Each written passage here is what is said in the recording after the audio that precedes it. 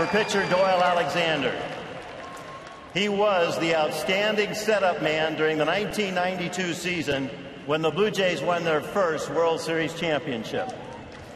He then took over the closer's role in 1993, posting a league-best 45 saves as the Blue Jays again won the World Series. He is a proud alum who now represents Toronto through this great country of ours in his role with amateur baseball, Dwayne Ward.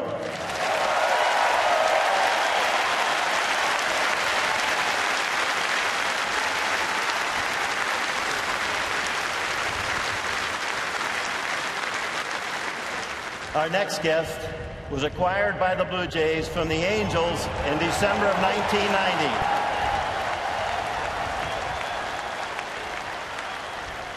He went on to win 2 World Series and 5 Gold Gloves with the Blue Jays, and in the postseason hit .336 for Toronto.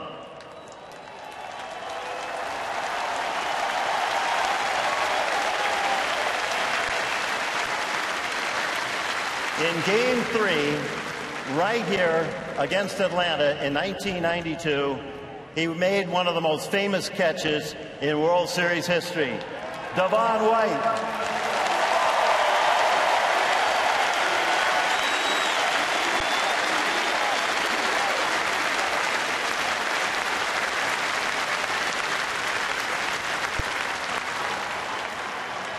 Now a little closer to home. He made his Major League debut for Cleveland July 4th, 1999, and was a teammate of Roberto's for 3 seasons in Cleveland. You know him as Johnny Mac, John McDonald.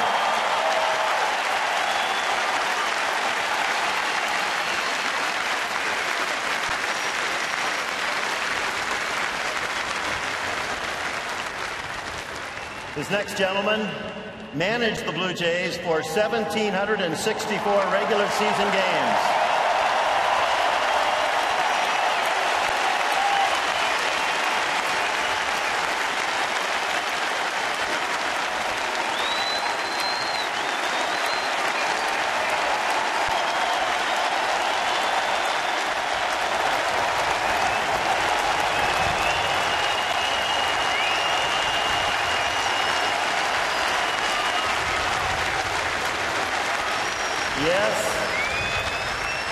Cito also managed 34 postseason games, including 2 World Series championships. He's on the Blue Jays' level of excellence. Managed Roberto for all 5 seasons that Robbie played here in Toronto. Manager Cito Gaston.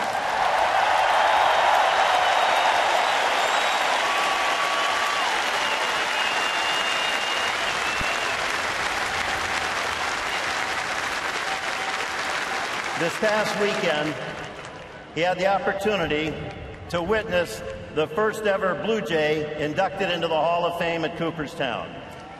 Please welcome the President and CEO of the Toronto Blue Jays and the Rogers Center, Paul Beeston.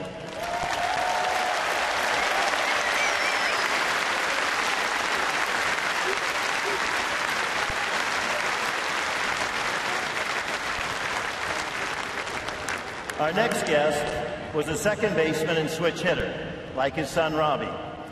This gentleman made his Major League debut with the Milwaukee Braves. He went on to play 15 seasons in the Major Leagues. The father of 2 Major Leaguers, a catcher and current first base coach for Cleveland, Sandy Jr., and Hall of Fame second baseman, Roberto.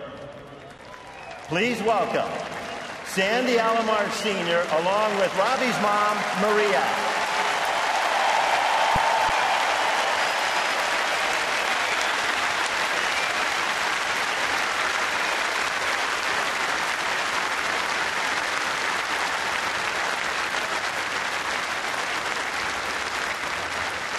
And now, ladies and gentlemen, on this glorious day right here at the Rogers Center, I ask you to draw your attention to section 114.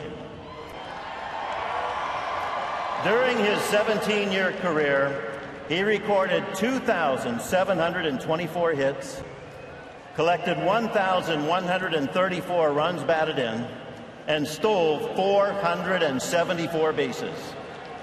He won an American League record 10 Gold Gloves at second base. He was a 12-time consecutive All-Star and a 2-time World Series champion. Last Sunday, he was inducted into the Hall of Fame. Your number 12 Hall of Famer, Roberto Alomar.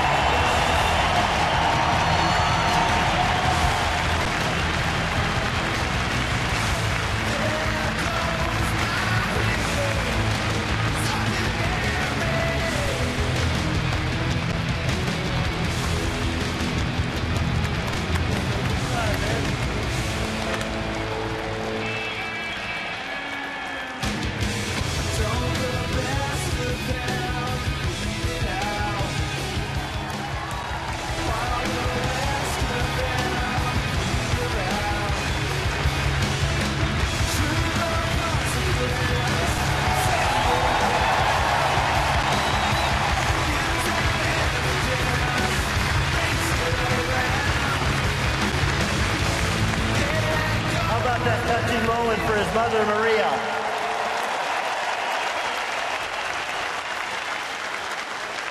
And now, I ask all the guests to please turn around, and the fans, please draw your attention to the video board for a special tribute.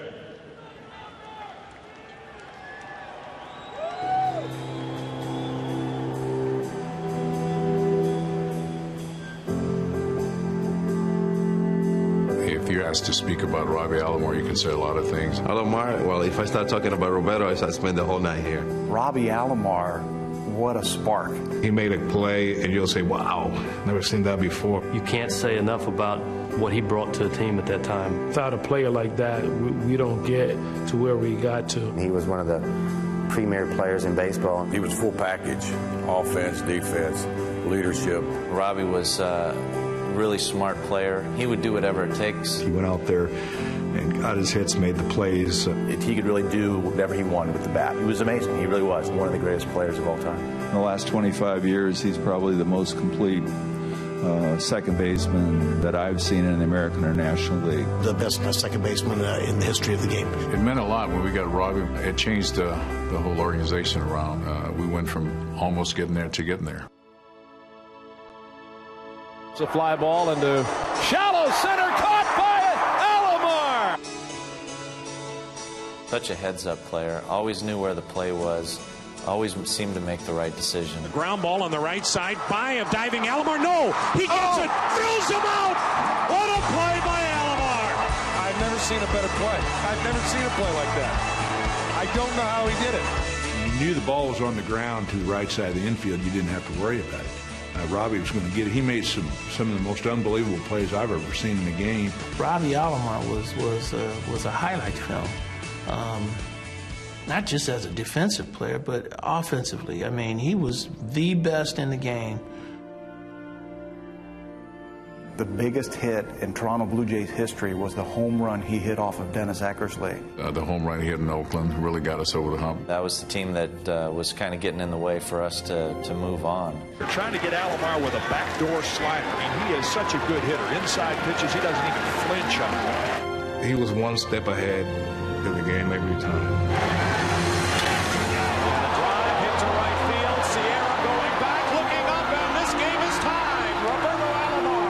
I think that's when we realized we were good enough to get into a World Series and possibly win one. Driving in Alomar with the winning run. Toronto takes game 3. Nixon bunts. Tim went on and throws to first. In only their 16th year as a Major League franchise, the Toronto Blue Jays have won the World Championship. A soft liner over first, caught! Oh my goodness, what a catch by Alomar! The winners and still world champions, the Toronto Blue Jays.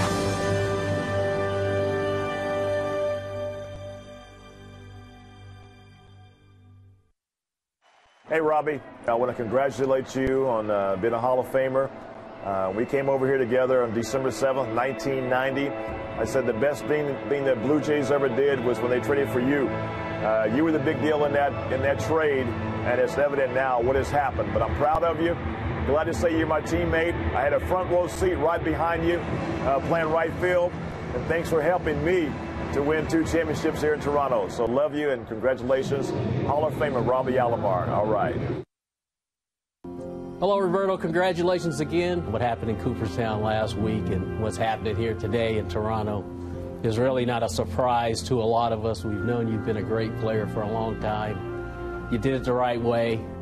Much like at Cooperstown, today is your day, so really enjoy it. You've earned it. Congratulations. I'm proud to go into the Hall of Fame with the Toronto Blue Jay hat.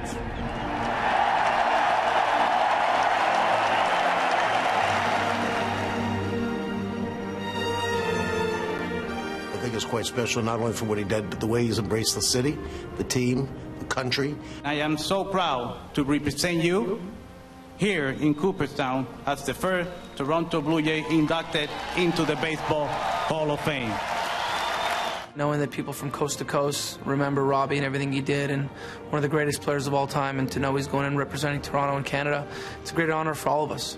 Well, Robbie is an ambassador in Puerto Rico. He's one of the greatest second base in the world. Imagine how Puerto Rico feels having him in the Hall of Fame. Hey, Robbie, Jim Thome, congrats on your induction into the Hall of Fame. It was a pleasure playing with you all them years in Cleveland.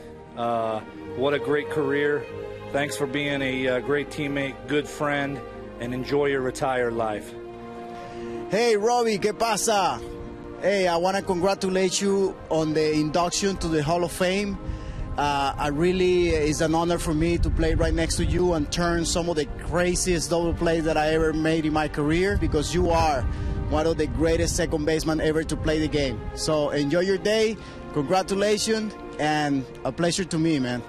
Hey, Robbie, I just want to extend my congratulations to you. It certainly was a privilege to play with you 3 years up in Toronto. You certainly were a player that could win a game in many, many different ways. You know, defensively, with your intuition, with your creativeness, certainly with the bat and your speed. But well-deserved. Great to have you on board here in the Hall of Fame. To have your number retired, I don't know if I can call it a dream, because more than a dream. When we look back at what Robbie has meant to the team, what he's meant to the community, the class that he's brought to the organization, but more importantly, the way that he's embraced the organization, I don't think there's anybody that could be more warranted of it. What an honor it is, and I know Robbie will feel the same way. You know, the first guy to ever have his number retired as a Blue Jay, that's something that will never change. If you had to teach a player how to become a good team player as well as being a superstar, he's a great guy to look at. I always say that he's the Michael Jordan of baseball. He was my teammate. He was my friend. I don't have a specific word how to explain, how proud, how good it is to have a player like Roberto Alomar. Greatness, I think. That's kind of how I would sum it all up, is greatness. The fans, they gave me so much support here in Toronto. And now I can, I can say like Lou Gehrig say, I'm the happiest man alive.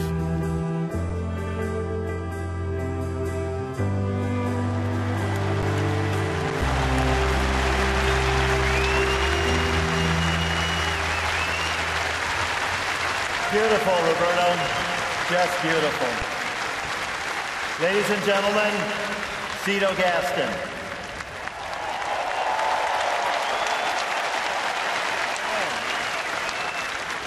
Thank you, Jerry.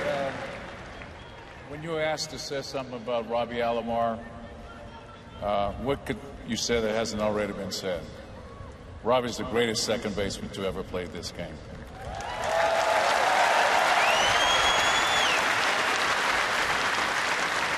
Robbie's the smartest second baseman who ever played this game. Robbie's the type of guy, when that winning run's on base, Robbie wants to be the guy that drives in that run. Robbie also is a guy that when you're in a jam and you need a double play, Robbie wanted to start that double play or complete that double play. Robbie, it's been a pleasure for me to have the opportunity to manage you and to see you grow into the Hall of Famer that you are today. And I'm pretty sure I can speak for the city of Toronto, our fans, certainly the organization, and myself. We'd like to thank you, Robbie, for all you have done for us.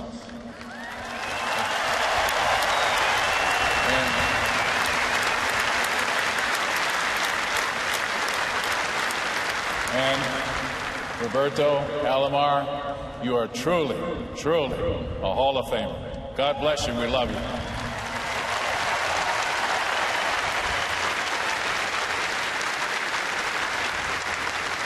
Thank you, Cito. We see number 12 here in front of us. How about we meet and have a few words from number 6, John McDonald.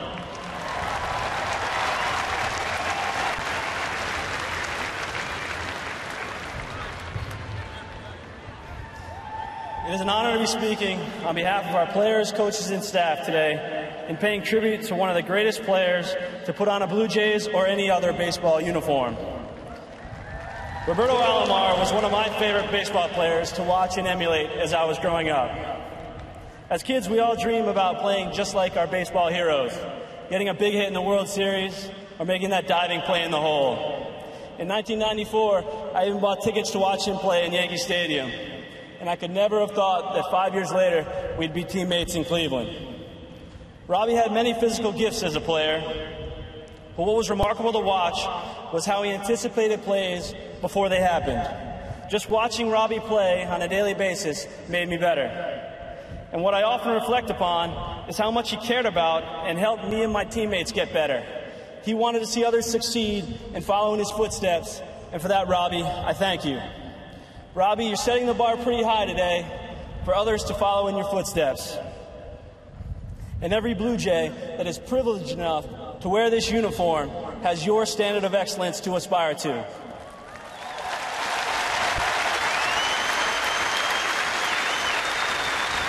With that, on behalf of the entire Blue Jays family, congratulations on your Hall of Fame career, and thank you for all you've done for the game of baseball across Canada, and especially our Toronto Blue Jays.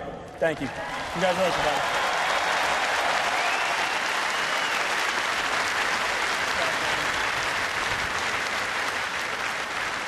And now, Cito Gaston has a special presentation to make to Roberto. Robbie, I know this has been a week that you will never forget. And this is a day that you will never forget. The Blue Jays organization wants to give you a little present here that when you walk by that huge trophy case at home, you'll look at this and you won't ever forget this day. Not like you would anyway. But anyway, this is from the Blue Jays organization, and we just want to thank you for all you've done for us and the city, as I said before, and all the fans. Thank you, Robbie. Thank you. Got another piece to it.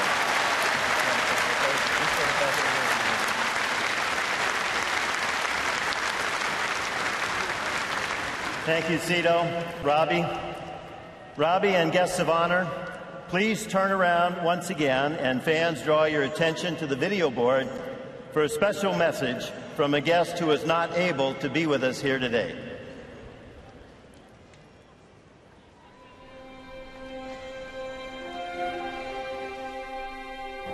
Hello, Roberto. I'm sorry I couldn't be here. Very happy for your day. One of the biggest things that happens to you was getting traded to the Toronto Blue Jays, where you display your total ability to play the game the way it's supposed to be played. Winning World Series was great. I think the Toronto Blue Jays embrace you, the fans embrace you. We all love you, and you deserve it. Congratulations on your day.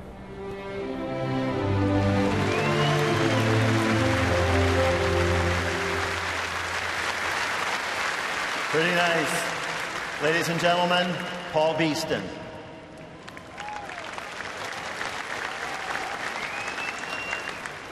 Last Sunday, Robbie, you honored the fans and the team as you entered the Hall of Fame wearing a Toronto Blue Jays cap. Today, you, the fans, and the team honor Robbie as you have your number retired. This is the result of the very superlative play that you showed in your years in Toronto. After 35 years, this is the first number that the Toronto Blue Jays has retired.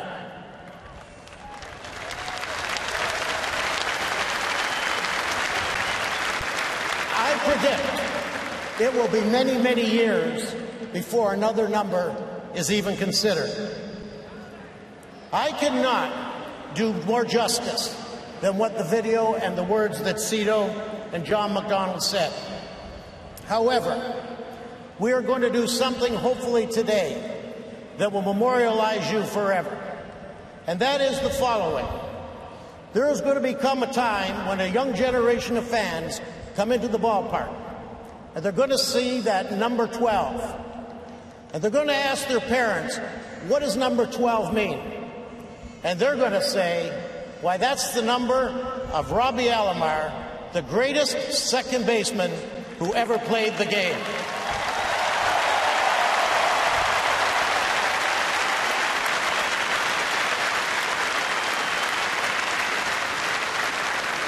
Robbie, I ask you to come up here right now and ask everybody to turn towards center field, where we will see number 12.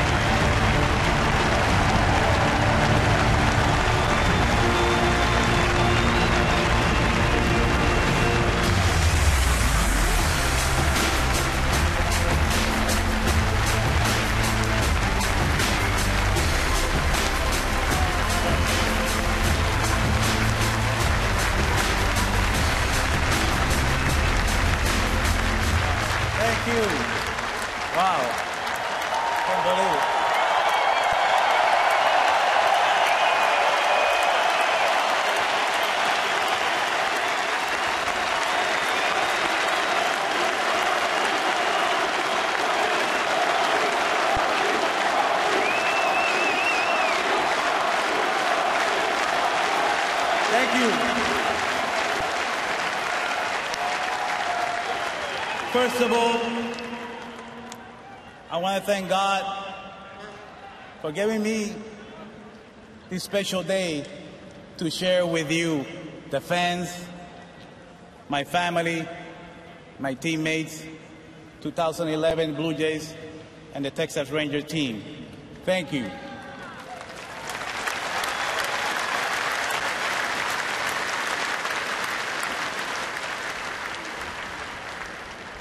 When I was a little boy, I never expected to have my number retired. I just play the game because I have a God-given talent. And when I was traded to Toronto, I was blessed to come to play for a great city,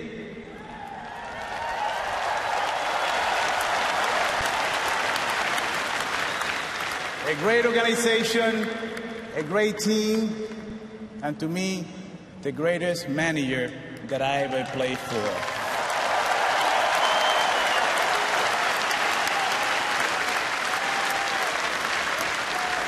I want to thank the organization, to the Roger family, to my second father, Paul Beeston, who's been so great to me. Thank you. And I would love to see every day so many fans like I see today. Wow.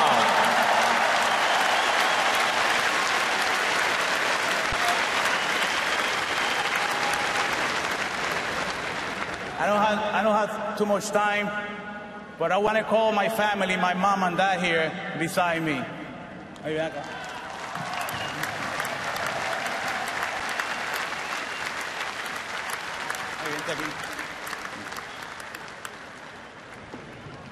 Today, we as a family, we want to thank you, the fans.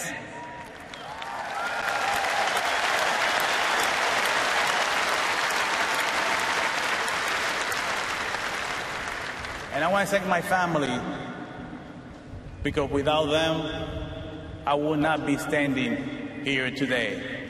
To my mom, who's my heart and soul, to my dad, who taught me everything that I know about the game. Thank you. I love you guys. And to my family up there, thank you. My friends.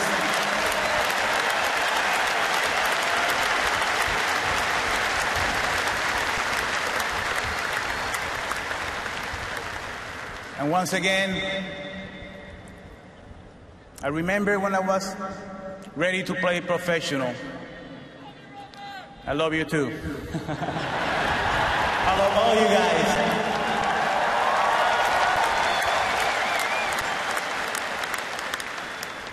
My mom and dad, they taught me that it doesn't matter how much money you earn in this game. It doesn't matter how many awards you achieve. It doesn't matter how much of a big celebrity you are. Always be humble. And that's who I am.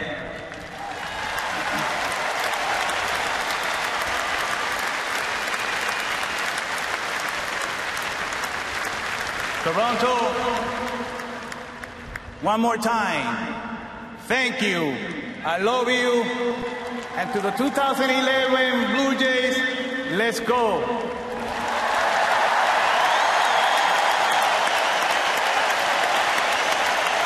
Thank you. I love you. And God bless you.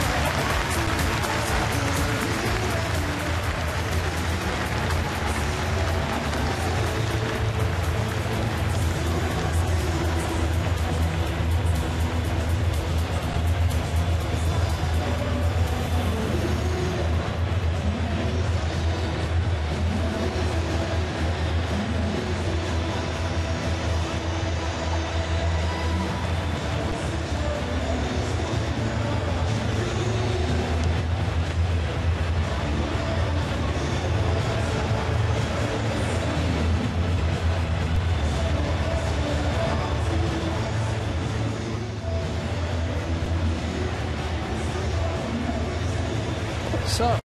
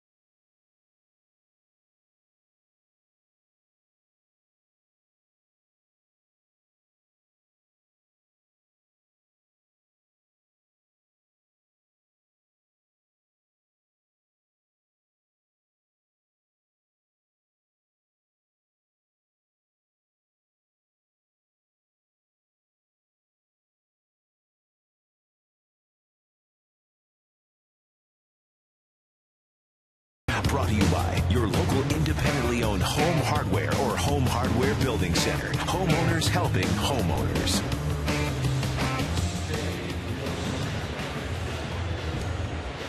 Robbie Alomar Day was terrific. The ceremony was very well done. He's now congratulated by Ricky Romero and some of the other Blue Jays in the dugout. Jose Bautista, of course, but what a well-done ceremony. And Robbie, I tell you what, he's made a couple of terrific speeches. Certainly has. And, you know, the thing that I take away from this, Buck, is he's the first.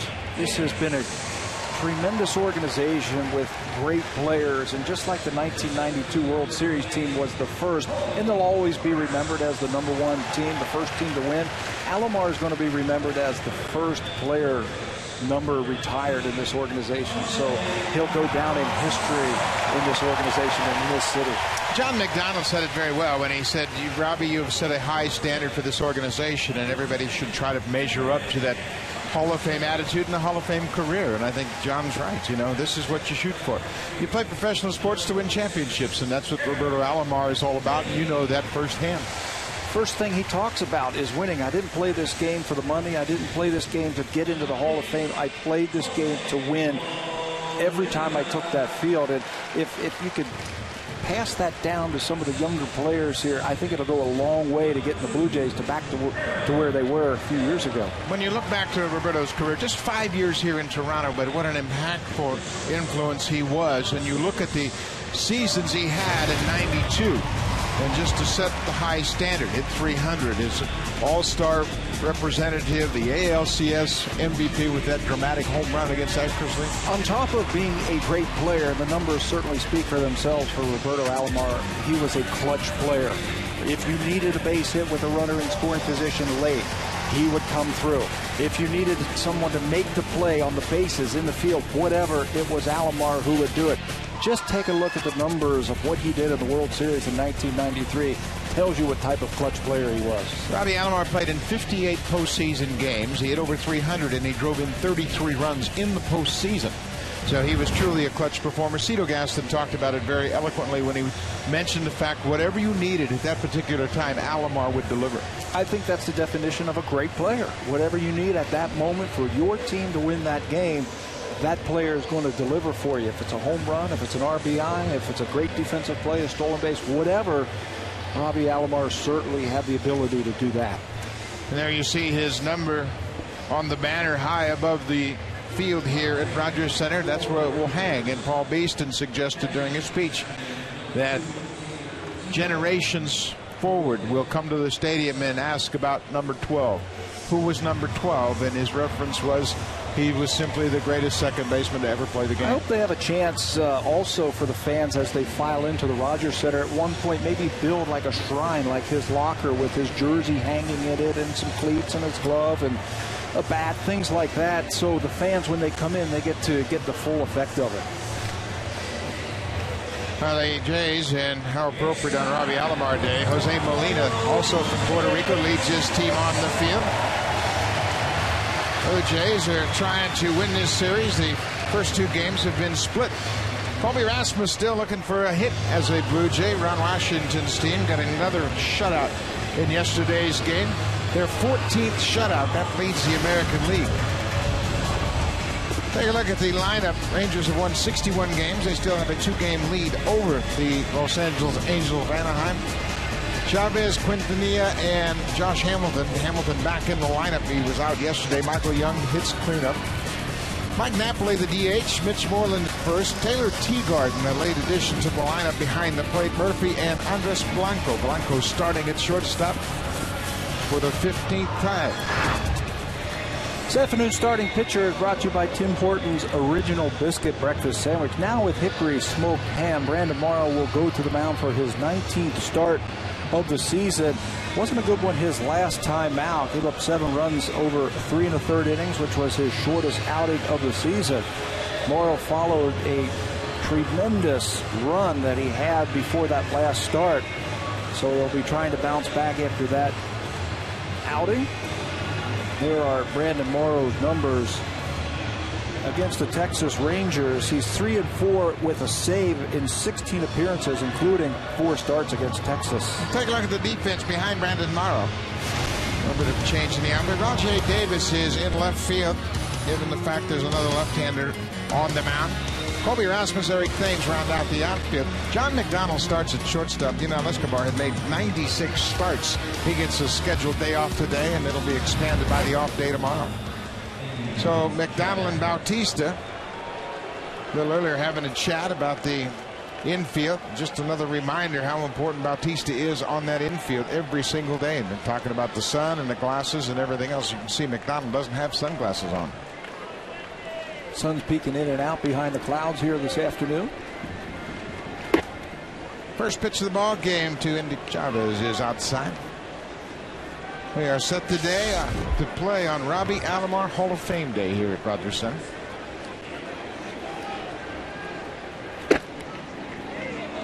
Morrow had problems his last time out, as Pat mentioned, and it was all about command. Went 3 1/3, gave up 9 hits, 7 earned runs, and he was up.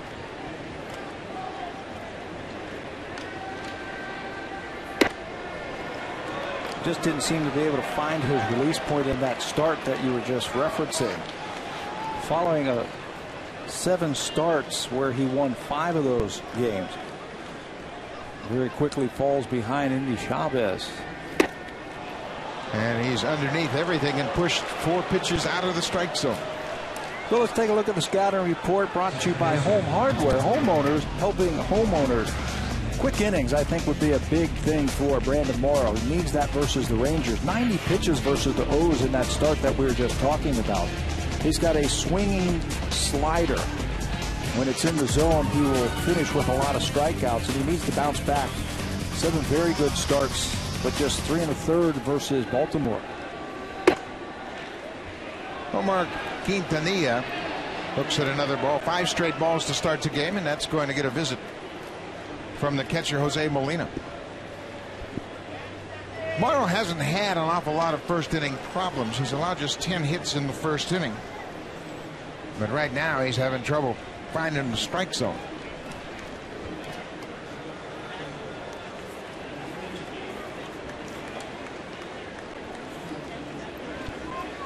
Last time out in the first inning, had a 1-2-3 first inning against the Orioles and struck out 2. His trouble started in the 3rd.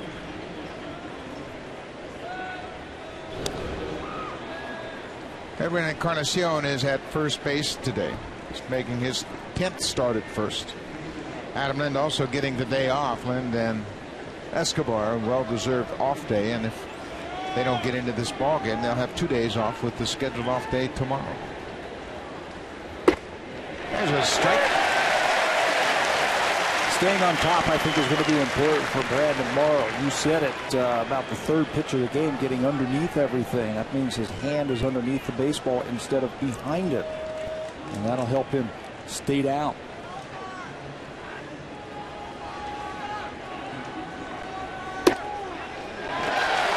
Down in a good spot with that fastball. He's ahead of Quintanilla.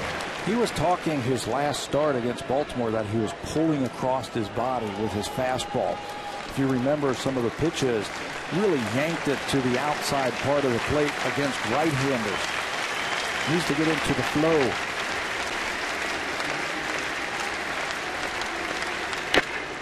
There's that good slider. Quintanilla gets a piece of. Big crowd on hand for the pregame ceremonies, and a lot of Alomar supporters obviously in attendance. Ball club gave away 20,000 Roberto Alomar Hall of Fame bobbleheads.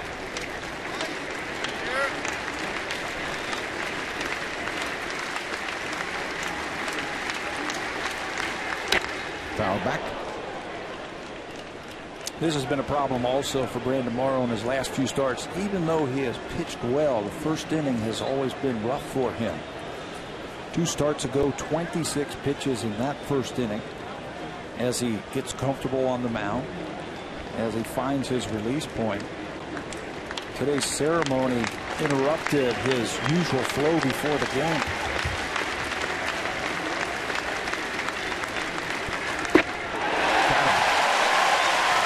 First strikeout of the afternoon. Quintanilla goes down.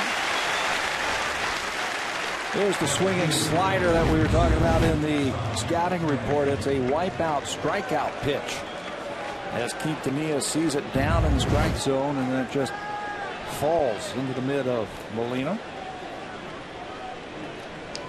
See, Bautista moved into the shift against Josh Hamilton, the 3-hitter. And before he went to his position behind second base, he told Brandon Morrow, if the runner breaks, you've got to cover third. And Chavez can steal a base. He's 6 for 8 this year in stolen bases.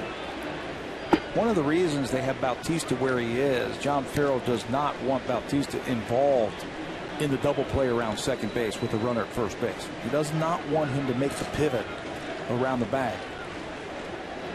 Not familiar with that, so they will move Bautista into that hole, where their scouting reports say that Hamilton hits the ball on the ground.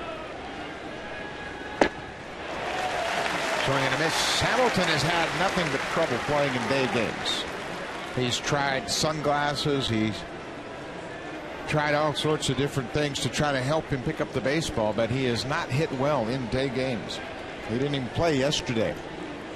Talks about having trouble picking the baseball up, the spin of the baseball.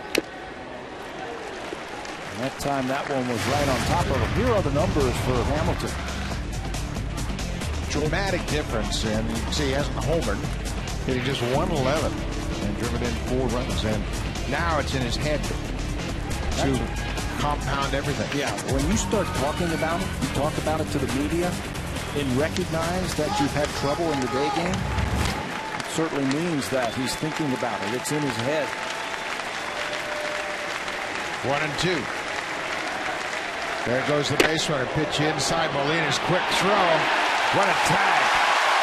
What a tag by McDonald. He hung in there and tagged Andy Chavez. Molina did a great job of unloading in a hurry. Well, watch where the pitch is. They're going to go inside to Hamilton, and he's got to reach back and then throw over the head of Josh Hamilton. And then John McDonald on the other end. A running start for Chavez, digs that low throw out and then throws the tag down to get Chavez right before he gets to the bag. He also blocked him a little bit. And Hamilton strikes out to end the inning. A dramatic turnaround after the leadoff walk. Morrow, a good first inning.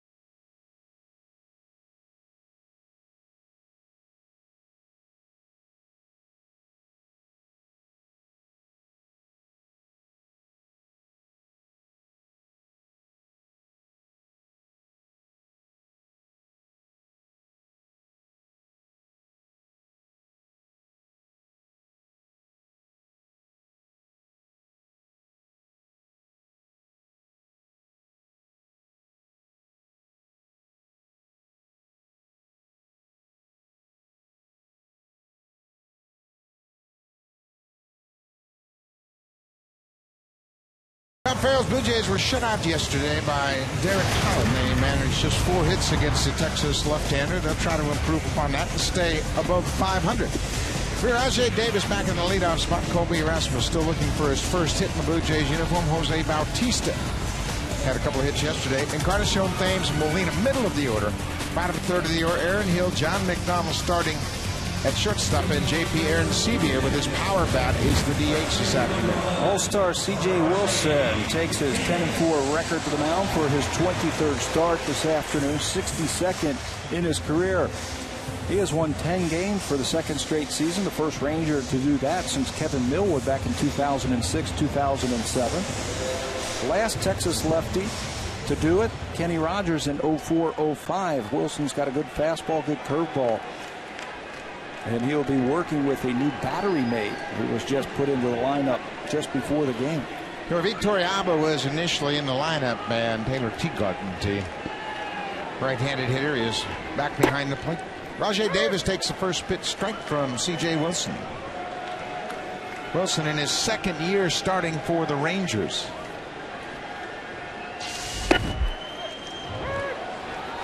He was used as the closer by Texas and then expressed his desires to start. Boy, has he responded very well.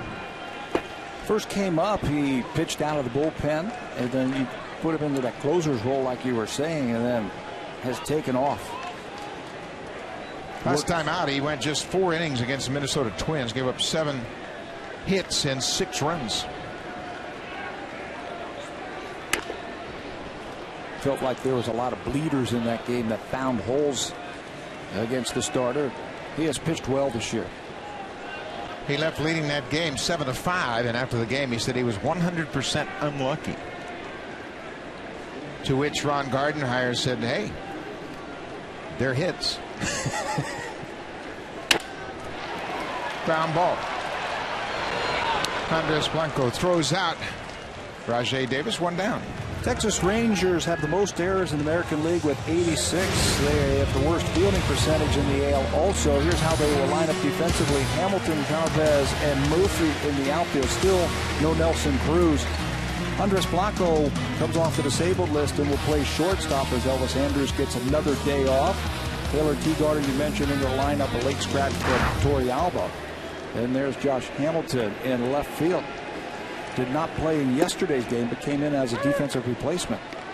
We're a luxury to have Hamilton. He can play center field as good as anybody, but he plays left field just because Ron Washington wants to conserve his energy. Colby Rasmus behind C.J. Wilson. Been a rough start for Rasmus to his Blue Jay career, looking for his first hit. Playing in his 4th game, he has 5 strikeouts. Getting to know the league, he's been working very hard with Dwayne Murphy, the hitting coach. Here are his numbers through his first 3 games, facing some tough left-handers. We saw Holland yesterday, Wilson today. We'll see David Price on Tuesday.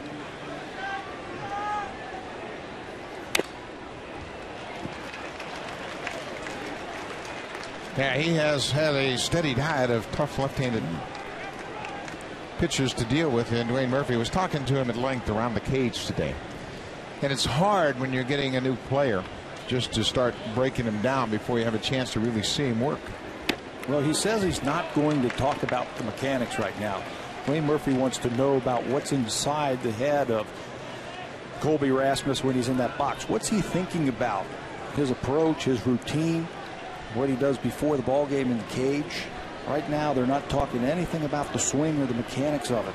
Yeah, it's best to have the student talk to the teacher first. Teagarden can't hang on to that foul tip. Yeah, but you don't want to get a new player in before you really have a chance to see him and see what might be causing him problems. You can't really make any changes. Yep, there goes the trust. Yep. You start changing a guy before you know him. Breaking ball, and Rasmus strikes out. 2 outs here in the first. Wilson's pretty nasty on left-handers. That tight breaking ball.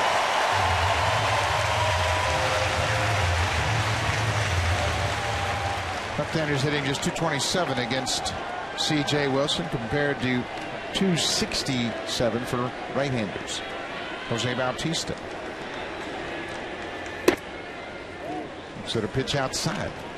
No wasted motion from C.J. Wilson. He gets the ball and he throws it. Starting to remind me of his ex-teammate Cliff Lee, pitched for Texas last year.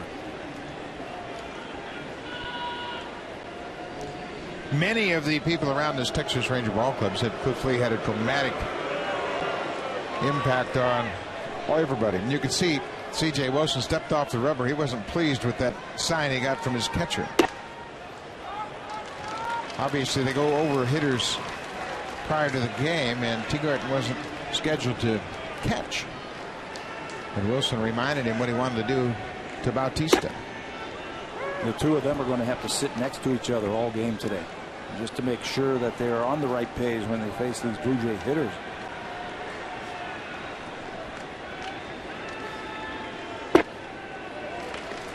C.J. Wilson appears as though he's going to work Bautista away. You can see where Teagarden sets up.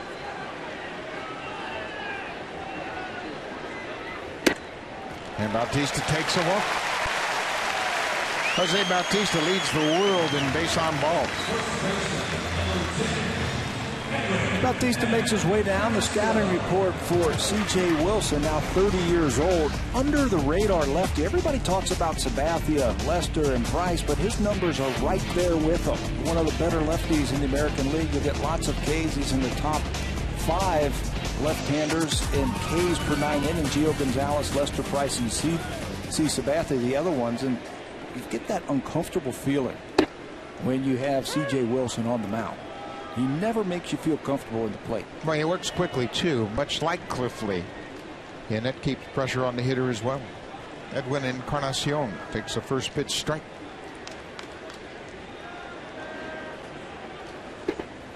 Ball gets away from Teagarden, and Bautista moves up.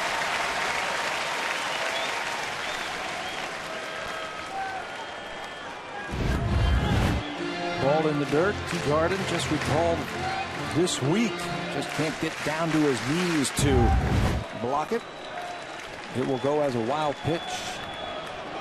Now he was late moving to his knees, and by the time he got down to his knees, ball already had gone between his legs. Encarnacion 1 for 3 against C.J. Wilson, and he's been a red-hot hitter.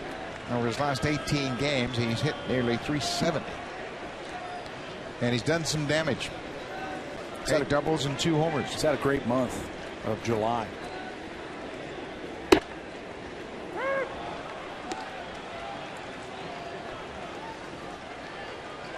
The consistent at-bats have really helped Encarnacion. Since Juan Rivera was moved to the Dodgers, he is getting regular at-bats, and his stroke has really come around. 2-2. Upstairs. When a pitcher like Wilson likes to work fast, obviously he needs his catcher to give him signs very quickly. He likes to pitch in a very upbeat tempo. Yeah, stay in that quick mode. Get it, think quickly, and put it down. Popped up over near the seats, and that'll be out of play. Mitch Moreland gave it a look, but it was about 3 rows back into the seats. Encarnacion stays alive. Encarnacion is tied, Escobar for the most hits for the team in the month of July. And he's an answer to a trivia question. The last player to wear number 12. Robbie Alomar's number retired. There goes Bautista, the third. Long drive. You can forget about this one. Edwin Encarnacion put a charge in it.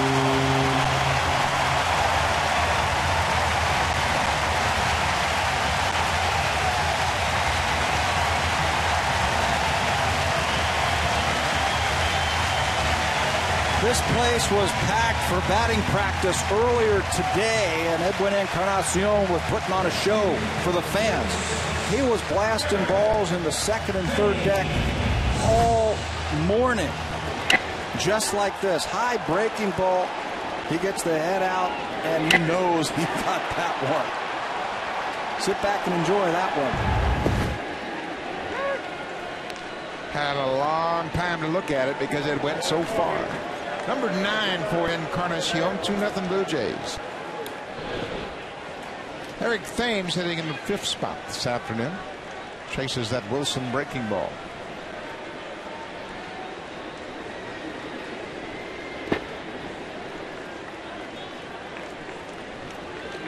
Boy, he put a charge in that ball. A high breaking ball, and he jumped all over. He stayed right up there with it. Didn't cut his swing off, just finished it with a flourish. And you're right, he had some kind of batting practice session today, and he carried it right into the game. You heard so many oohs and ahs from the fans. Thames hits it to left field, but Hamilton has room. C.J. Wilson retires Thames to end the inning, but Edwin Encarnacion, a big 2-run home run with 2 outs in the first.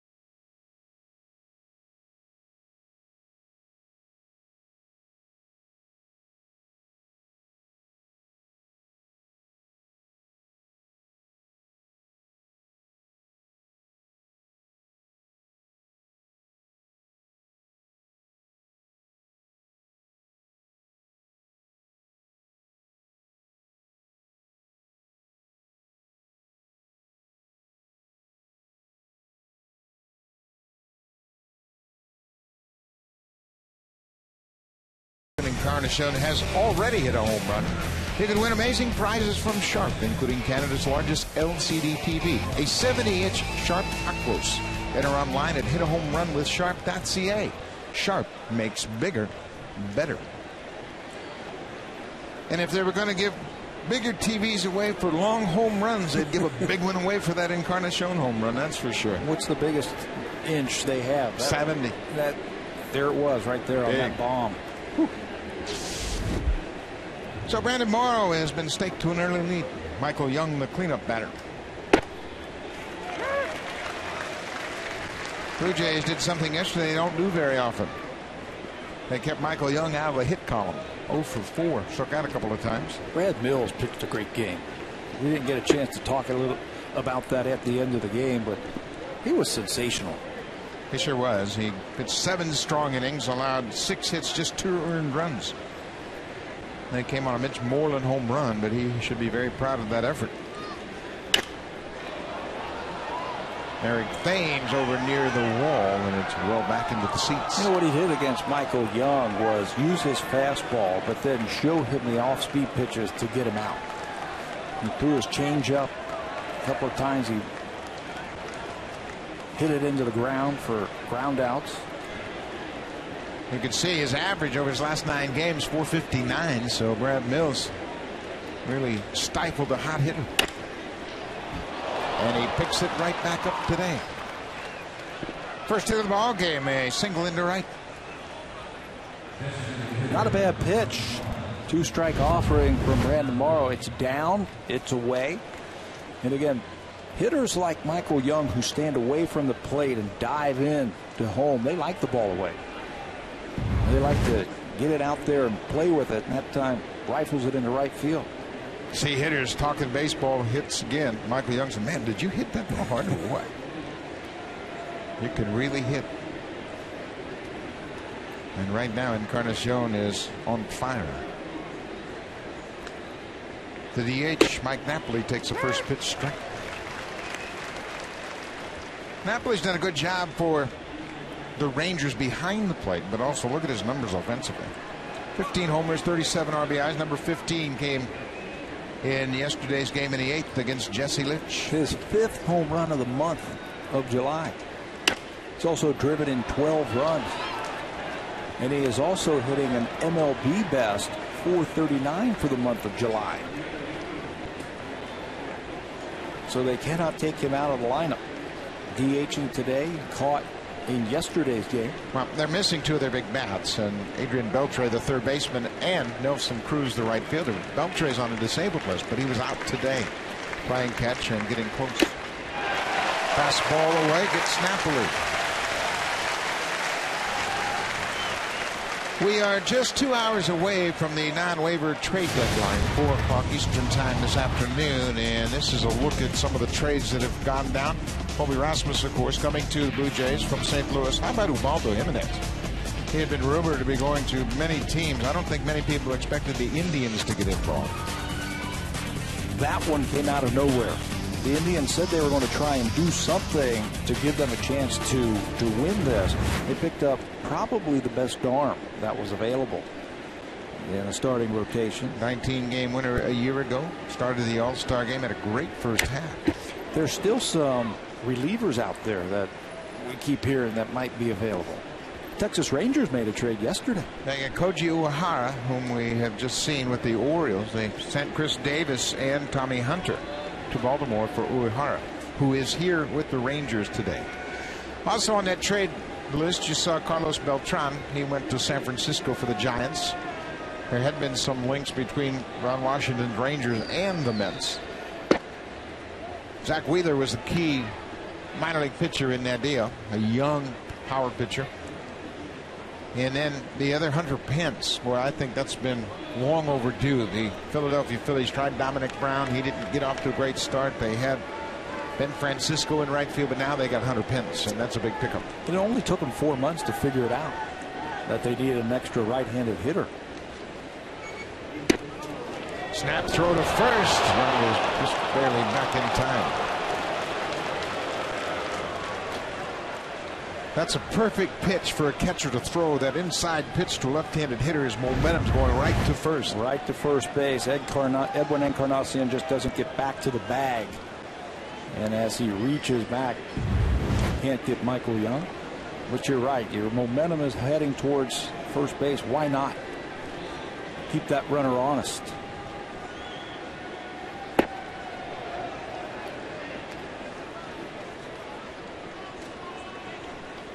Moreland lays off that inside pitch. It's 3-1.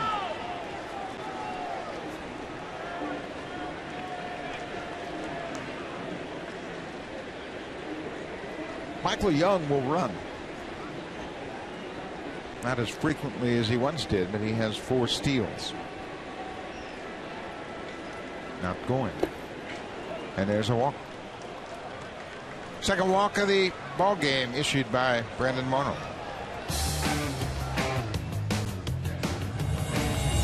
Jays on Rogers Sportsnet, brought to you by your local independently owned Home Hardware or Home Hardware Building Center. Homeowners helping homeowners.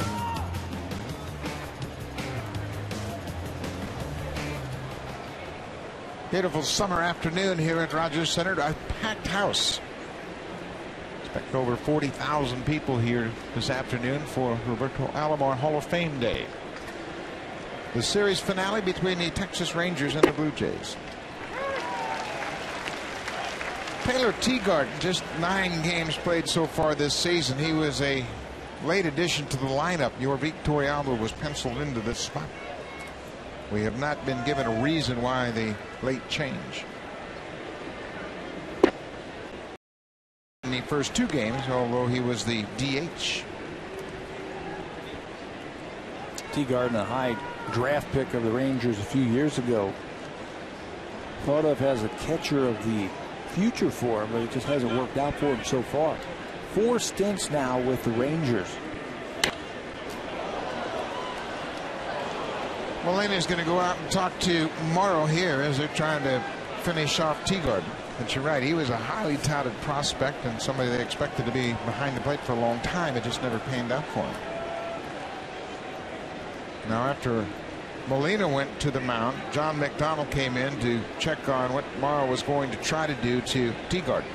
Helps him out defensively. Certainly does. With the right-handed hitter up, he could alert Jose Bautista, the third baseman, when a breaking ball is coming. Foul that ball back.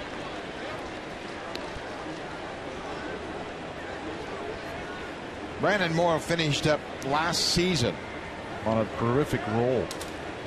And there were expectations he'd pick it right up from there, but those thoughts were stifled for a while because of the elbow problem in the spring.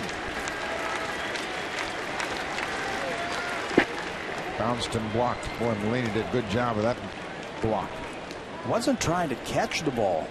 Just keep it in front of him. Keep that double play in order. Watch where the glove in his throwing hand go. They go down and just to block that ball. Textbook right there. Drop to your knees, become a backstop, and just knock it down. Couldn't have done it any better. 2-2. Fouled off. Well, keep you abreast of anything that goes on around the baseball world, and we certainly expect to hear something. Boston, New York, they haven't done much. The Boston Red Sox picked up Michael Belis, a utility player that'll move around, but I think the Yankees are going to do something. They need a pitcher. They've been very quiet, both of those teams, and that's when they surprise you right at the end. They can do something if they want to trade some of their young players. They just haven't, at least the Yankees haven't been inclined to include some of their better players from the farm system. Boston thought they had a deal done with the Oakland Athletics. Rich Harden, the Canadian, was on his way to Boston, but the Red Sox didn't like the medical. Didn't like the medical reports. They were going to give up Lars Anderson, a first base prospect. Struck him out. 97 down and away. Tough to catch up with. It's in a good spot. That's the important thing. 97 is nice, but watch where Morrow throws this one. Right down and away. Tough to catch up with that one. As Teagarden swings over the top of it.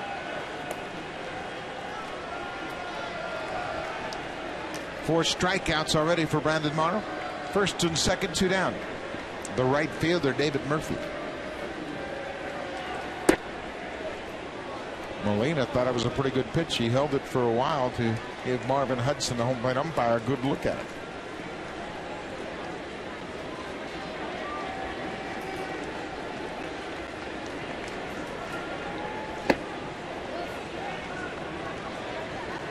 Morrow wanted a new baseball, and Molina gets him one, and now they'll try to get out of this inning. Blue Jays lead it 2-0. Edwin Encarnacion with his 9th homer of the season, a 2-run shot.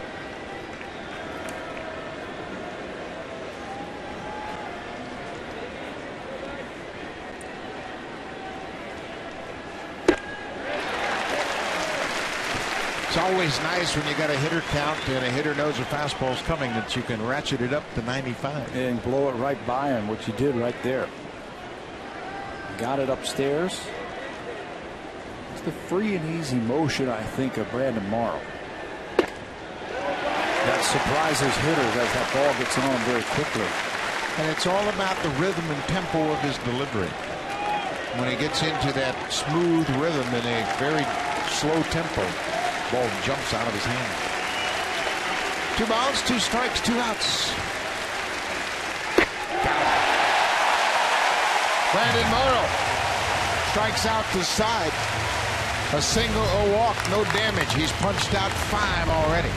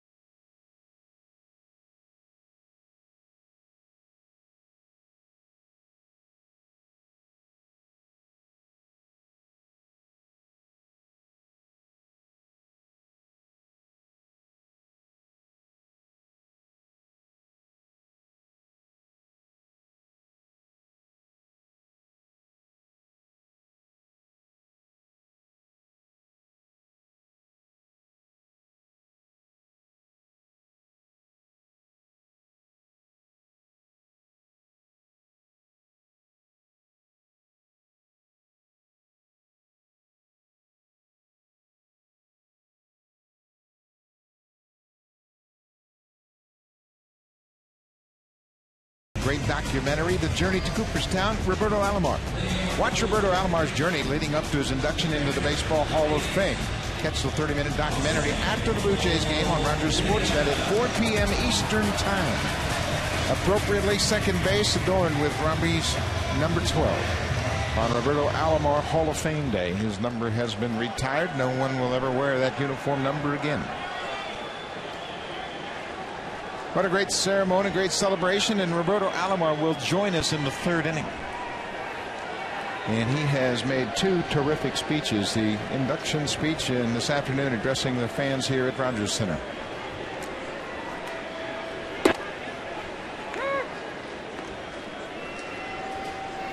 Got me thinking about his number that's going to be retired. Jose Molina grounds it to Andres Blanco. High throw. Oh, my. You mentioned it. Texas has booted it around more than anybody else in the American League, and that was as routine as you can have it. That was error number 87 on the season, the most in the American League. And that's one thing that Ron Washington was telling us down in Arlington, that the defense has been a lot better. Blanco takes his time, gets underneath that ball, and it just sails on him. Error number 3, just off the DL. That was a routine catch and a routine throw. He just airmailed Mitch Moreland at first. That's his second error at shortstop. This is his 14th start at shortstop. He's also started one game at second.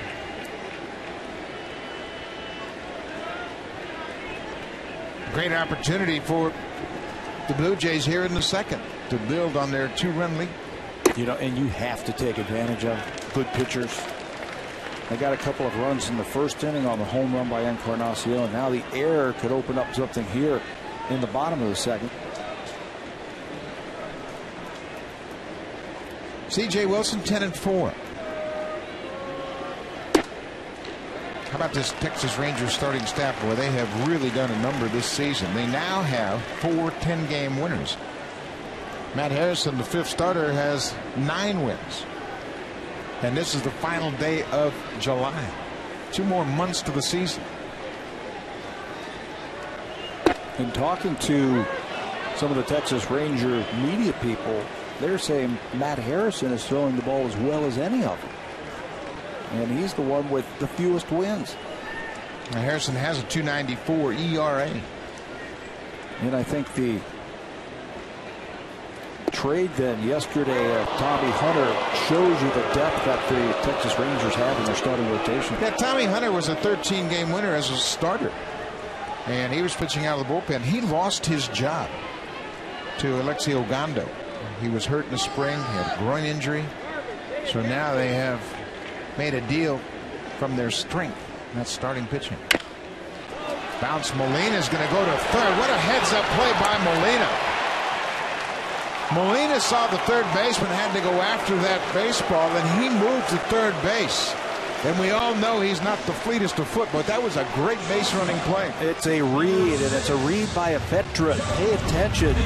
There's more ways to go to third base from second than just a ground ball to the right side of the infield. Anytime that third baseman has to move in or to his left, you can move ahead.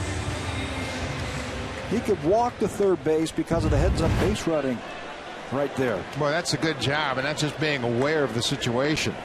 Knew Michael Young had to go after that swinging bunt. John McDonald handles the bat very well. Infield playing about halfway. And C.J. Wilson pitching out of the windup.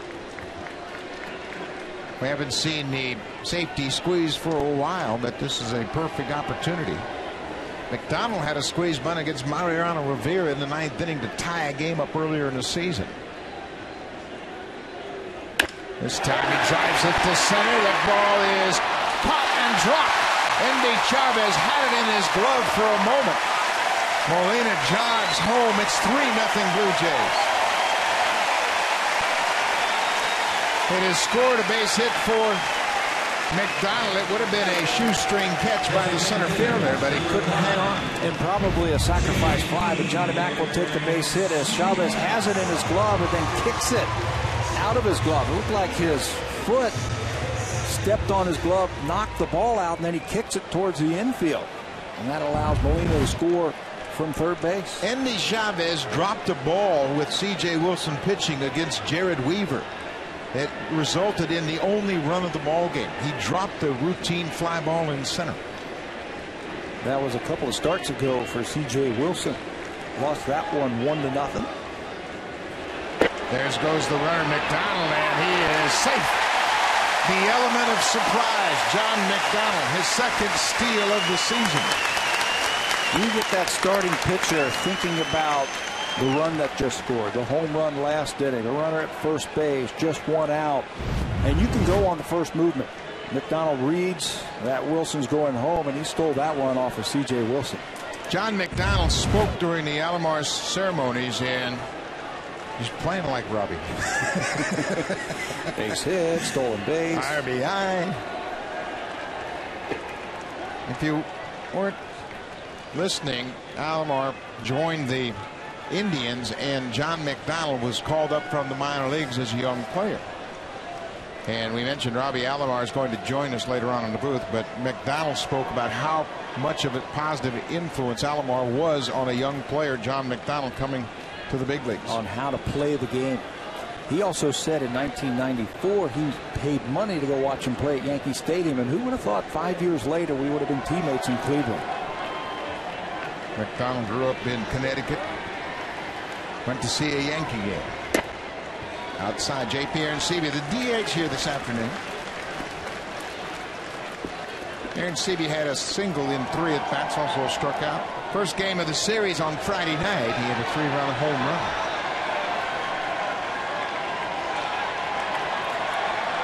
That came against Alexio Gando.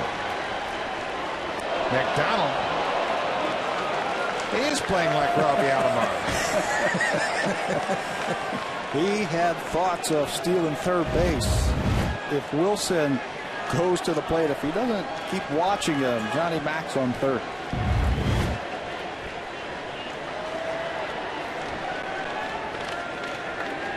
J.P. Arencibia, a 3-0 count. From a breaking ball.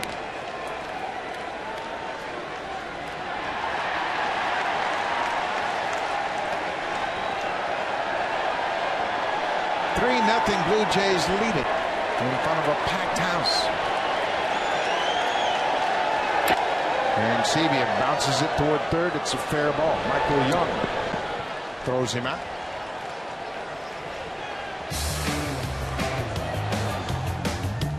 It's Canada's best-selling car 13 years in a row. Honda, the official vehicle of the Toronto Blue Jays.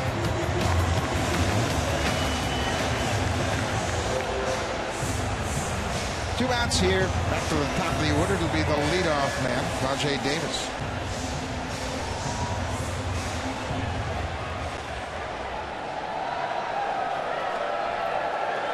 Big crowd here on hand and having a great time as the Blue Jays have jumped out in front of the Texas Rangers.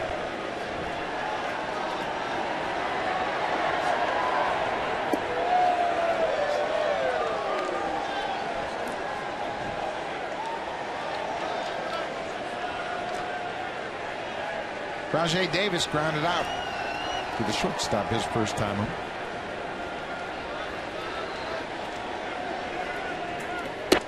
Outside. We've been informed that the Rangers are rumored to have made a deal involving Heath Bell of the San Diego Padres. I wonder if that's why Yorvit Torrealba was scratched from the game. Torrealba has plenty of time in the National League with the Colorado Rockies. You read those reports about players, even minor leaguers, who have a chance to get traded. They're being yanked out of their games that day. If we hear anything about Torrealba, we'll let you know. What's happening in the next hour and a half?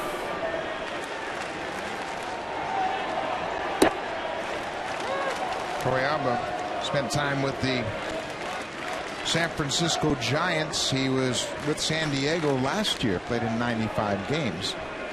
The Giants are looking for catching up. With Buster Posey out, obviously, they need to solidify their catching position. John McDonald is in ahead of C.J. Wilson.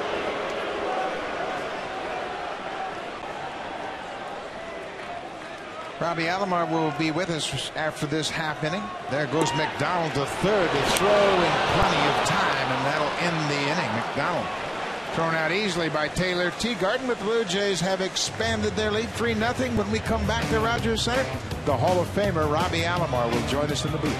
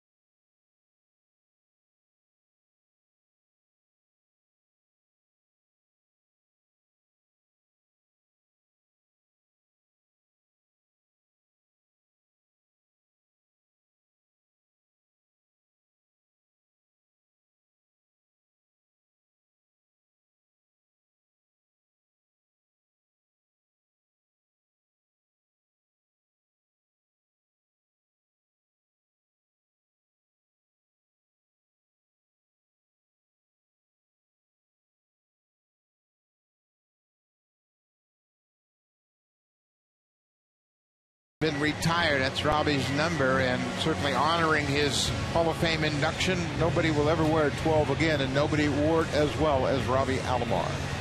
Robbie's with us now, and I got to tell you, young man, you've done a heck of a job of making speeches the last 2 weekends. Oh, it's tougher than playing baseball, I can tell you that. You handled it smoothly.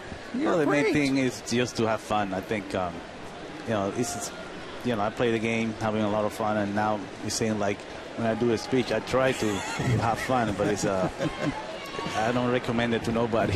How many times did you practice that speech? Many times. Pat and I were sitting together in Arlington last weekend watching the Hall of Fame induction. Was there a person or someone that you met that you hadn't met before that really you wanted to say hello to during the entire ceremony? Well, especially all the Hall of Famers, just sit with them and talk to them about baseball. You know, I got a chance to sit like for 25 minutes with Johnny Bench, who I never had the chance to talk to him, and just to talk to him and talk baseball, it was something that I will remember for the rest of my life. Did anybody give you any advice about your speech? They talk to you a little bit about that? They give me a hard time. They give you a hard time? Yes, Who did? Who gave you all of them. All of them. Tom Seaver is known for that. Tom Seaver is, yeah, he was giving me a hard time. He said, 10 minutes, son. 10 minutes. How about Orlando Cepeda? He's from Puerto Rico as well, and that had to be a real joy to share your day with Orlando Cepeda, also a Hall of Famer. Yeah, just to be, you know, in the same elite. See, everybody's playing. There we go. Robbie Alomar today. A great play, Aaron Hill. But everybody's playing like you today. I want everybody just to play like themselves, not Robbie Alomar. Come on. That's how you used to do it. Yeah, Go to your right, pick it. Yeah, great play. I think Aaron Hill has been playing great defense, and I encourage him to continue to work hard. And that's all you can do. Just go out there and try your best every game. You mentioned, John McDonald mentioned the speech, that how much you had an impact. Did you recognize that he was a talented player when you first saw him? Right, yeah, from the first day that I saw him. He used to stay in my house. He was my roommate. I took care of him. He was a young guy coming from the minor leagues. And Cleveland didn't want to leave him in the big leagues. And I told him, if you send him back to the minor league, you're going to make a big mistake. And look at who, you know, he's has 10 seasons in Major League already. So I'm so happy for him. Well, he credits you and Omar Vizquel for helping him to be a professional and to practice the right way. What do you say to young players how to prepare for a game?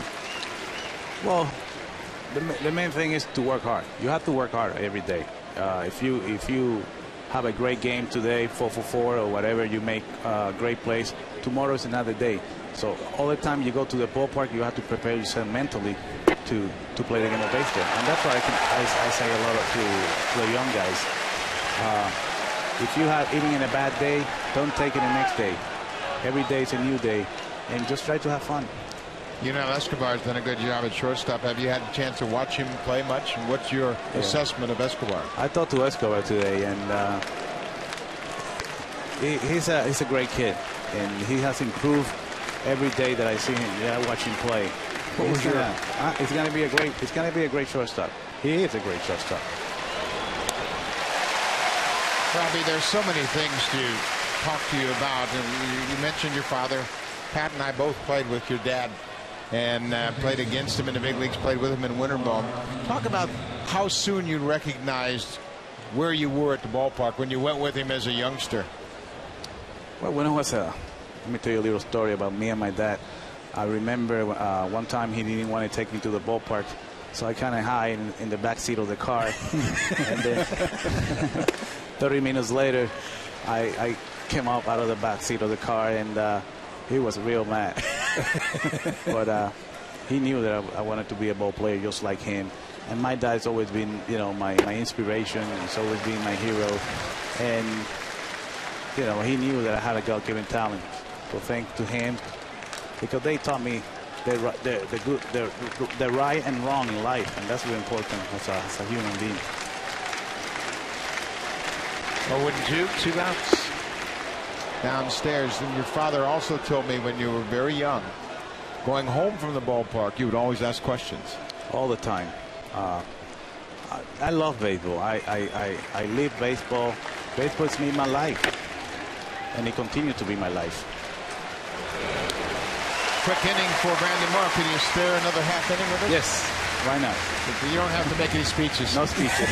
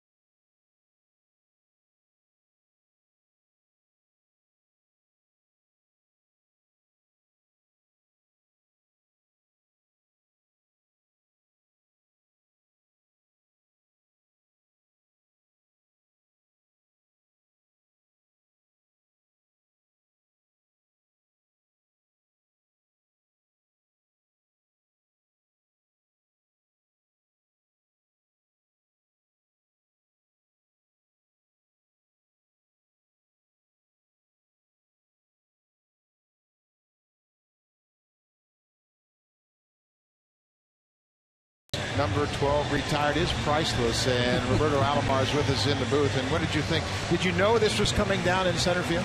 I didn't know. It was a surprise. But like I said, I'm so thankful for this organization, for Paul Beeston and the Rogers family. They've been so good to me and to my family.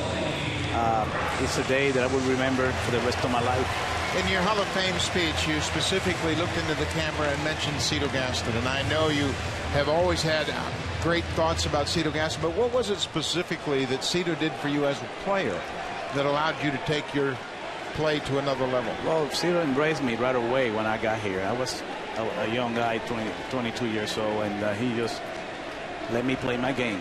As long as you play hard, you run the bases, and he let me play my game. He always gave me advice, and to me, he's the best manager that I ever played for. And as a person, he's a beautiful person, and I owe him a little part of my journey in baseball. Growing up, you said you loved baseball. When did you know that you were a good player? There's always that time where it comes on, the light comes on, and you say, I belong.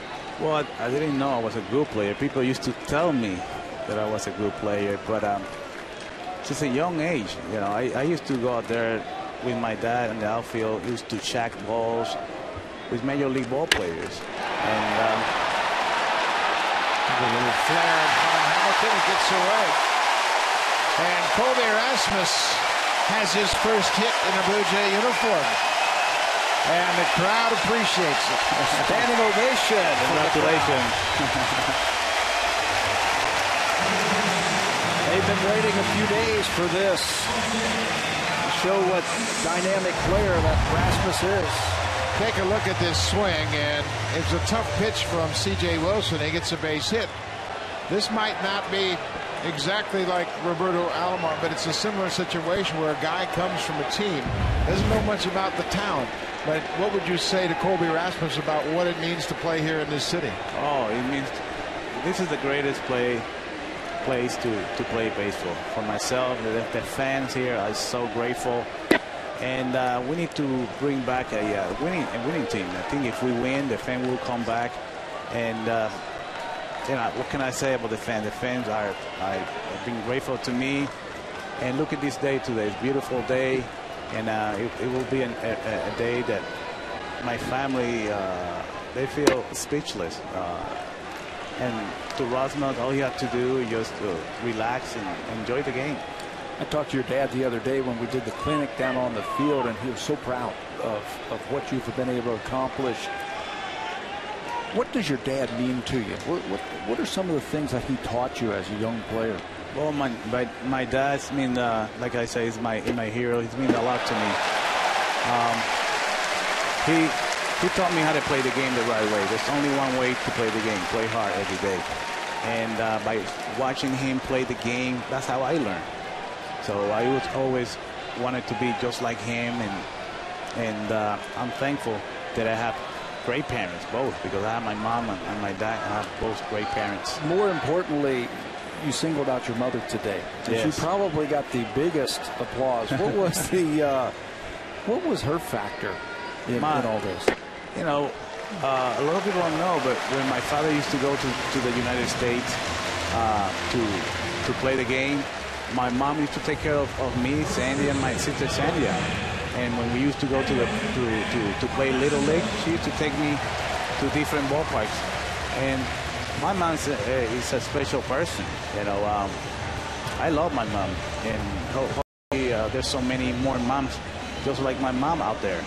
And you have to have the support to be able to achieve goal in life. Your parents' support is real important. And in baseball, so often the moms are raising the kids by themselves. Their dads are off playing, going to spring training and traveling around. So they are very important, obviously. Very important. Finally, we saw Sandy deliver that great message on the video board. What did it mean for you to not only play with Sandy in Cleveland, but to play on several All-Star games and play with him in that situation as well?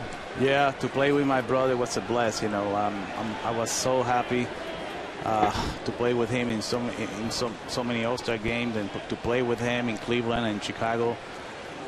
You know, I've been blessed in every way. Sandy is a guy that a lot of people should learn.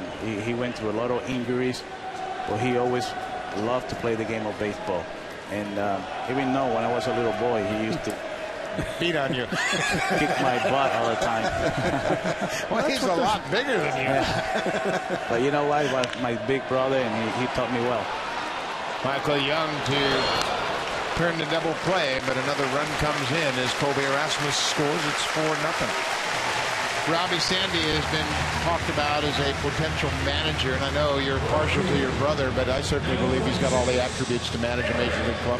Yeah, one day. I think Sandy will be a manager one day, and we'd love to see that. Would that coax you back into uniform to help him? I can help him, but I will stay away from the dugout.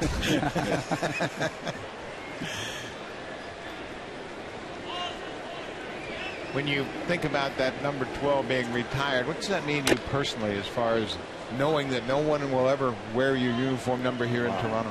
I cannot describe it. When I was a little boy, I never dreamed this. This is, to me, it's like a chapter in my book. You know, but it's a beautiful thing that every day that if you want to come to the ballpark and see your number up there, it's a dream come true. What keeps you busy nowadays, Robbie? What are you doing now? I know you have a position with the Blue Jays, but what do you do specifically? Well, special advisor. I go to the minor league, talk to the young guys. And you have to understand that baseball, 90% is mental, especially Latin guys coming to a different country to play this game. It's a little bit difficult. So that's mainly what I'm going to do. I'm going to try to help them mentally and help them if they have questions about baseball. Then we can sit and talk about it. Put the uniform on and maybe show them a few things. Show them a few things, a few tricks. A few tricks. He always said a good prospect. He said he's got Robbie Alomar hands. And Robbie, we can't say enough about your great day here, the Hall of Fame. Congratulations. It's always great to see you. And thanks so much for your time. Thank you, guys. Thank you very much. Congratulations, buddy.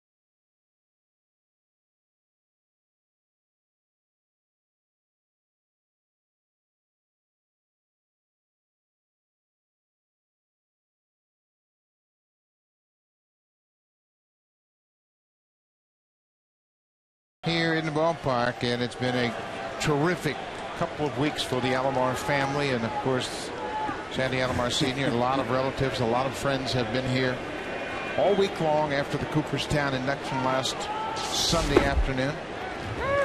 And what a joy, and you could certainly see the joy in Roberto's face. So much excitement, so much joy for being recognized and honored the way he was here this afternoon. Well, when the Blue Jays do something, they don't hold back. Nope. They certainly don't. They had the video montage up there for Robbie. A terrific tribute with many highlights of Robbie's great career and lots of family and friends in attendance. And it's been a whirlwind. He said he's going to go home on the 2nd, but you can imagine, you know, the demands of a newly inducted Hall of Famer. And it's been capped off by a terrific day here at Rogers Center. Josh Hamilton battling with Brandon Moore. Blue Jays lead it 4-0, trying to win the series 2-1. Jays for the season have a 5-4 advantage against Texas.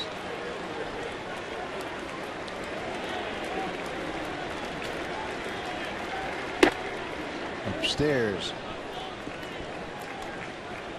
You know, we could have had Robbie Alomar on for 9 innings, and there were so many things to ask him about, but Cito Gaston mentioned it in his speech when he said Robbie took us to a new level.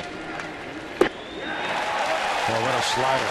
No chance for Josh Hamilton. Not only was it nasty with the break, it was 90 miles an hour. Second time that he has gotten Josh Hamilton this afternoon. 7 strikeouts now, and it's only the 4th inning. When he has that fastball slider combination, he's tough to beat. And that's all it takes when you have that kind of stuff. 2 pitches, an occasional changeup just to mess with the timing. Former Blue Jay Michael Young has a hit. Got a single to right in the 2nd.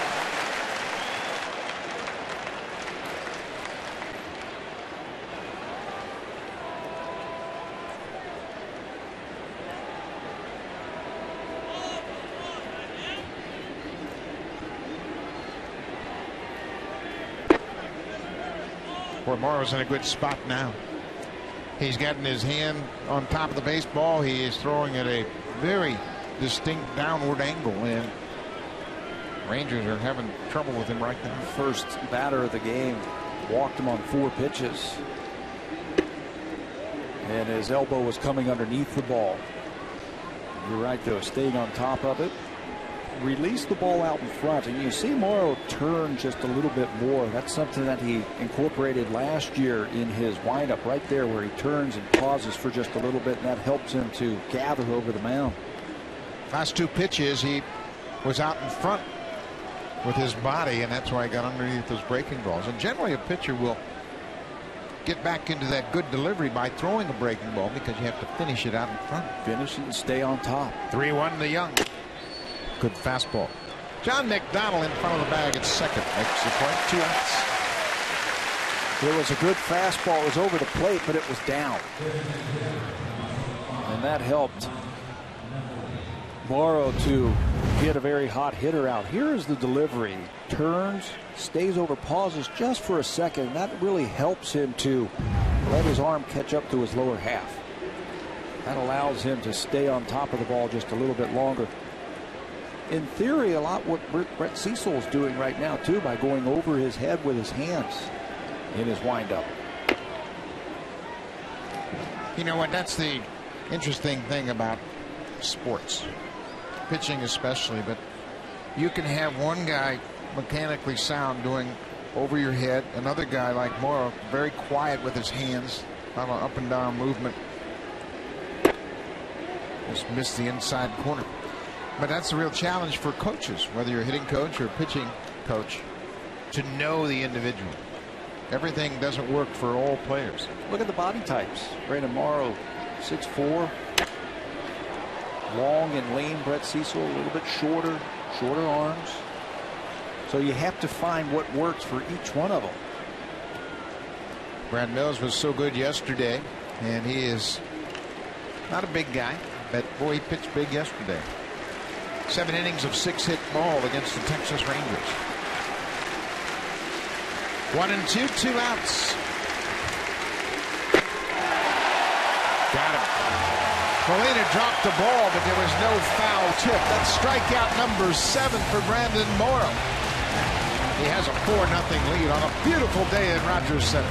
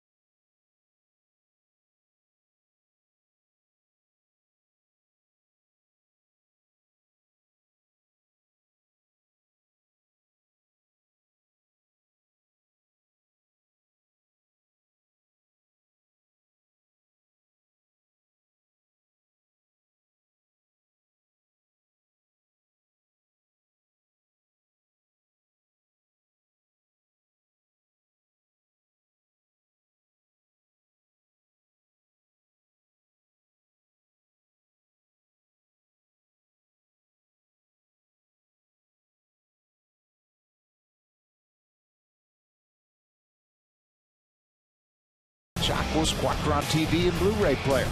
To enter, visit Hit a Home Run with Sharp.ca. Sharp Aquos makes bigger better.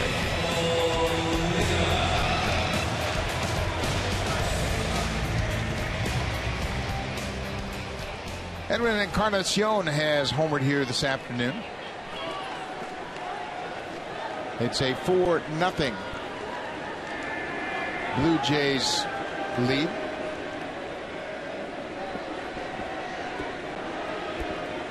Jose Molina reached on an air and scored back in the 2nd inning.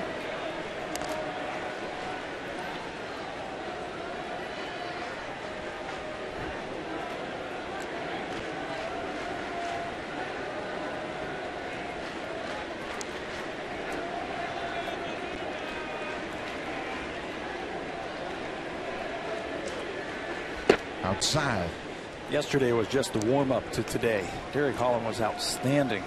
Blue Jays shut out for the first time since June the 20th when they were down in Atlanta. Now they get C.J. Wilson. Some better at-bats this afternoon. A little more patient. They're a little more selective. And it's a situation where left-handers back-to-back days, hitters have a pretty good idea what to look for.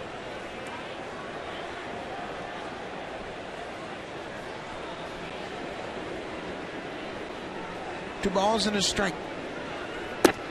Down and away.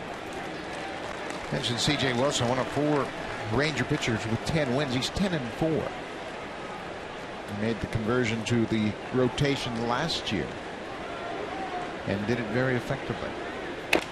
Bounced at the plate. We mentioned the impact that Cliff Lee had on this Ranger ball club, and I think C.J. Wilson's one that's really taken up on it. And C.J. in his own right, very bright guy, very intelligent guy that likes to really break down things, and paid attention to Cliff Lee and how quickly Lee works and how simple his approach is. Molina, big bounce for the 3rd baseman. 1 down. It's Canada's best-selling car 13 years in a row. Honda, the official vehicle of the Toronto Blue Jays.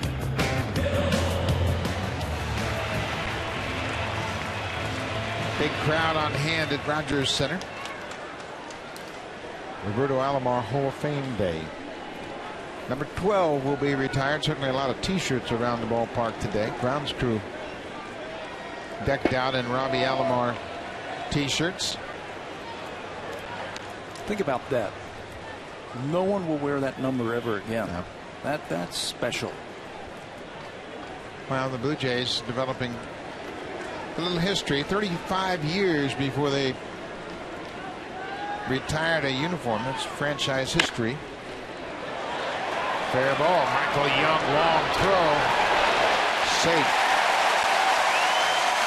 T.J. Wilson is going to tag Aaron Hill. He asked for the ball, and he didn't think that Hill stepped on the base. That's why he's waiting there. Well, the umpire already signaled safe that he was off the bag. And he's going to signal safe again. Michael Young's throw takes him. And you can see as Moreland reaches for that ball, he is indeed off the bag. Young knocks it down, makes the play, but then accurately cannot get the ball across the diamond. This would have been a double for Aaron Hill, if not by the play by Michael Young. Young gets a good play, good effort, but Aaron Hill gets an infield hit. Moreland couldn't maintain contact with the bag. One out hit. Good hit and run combination right here for the Blue Jays. And Wilson's aware of that.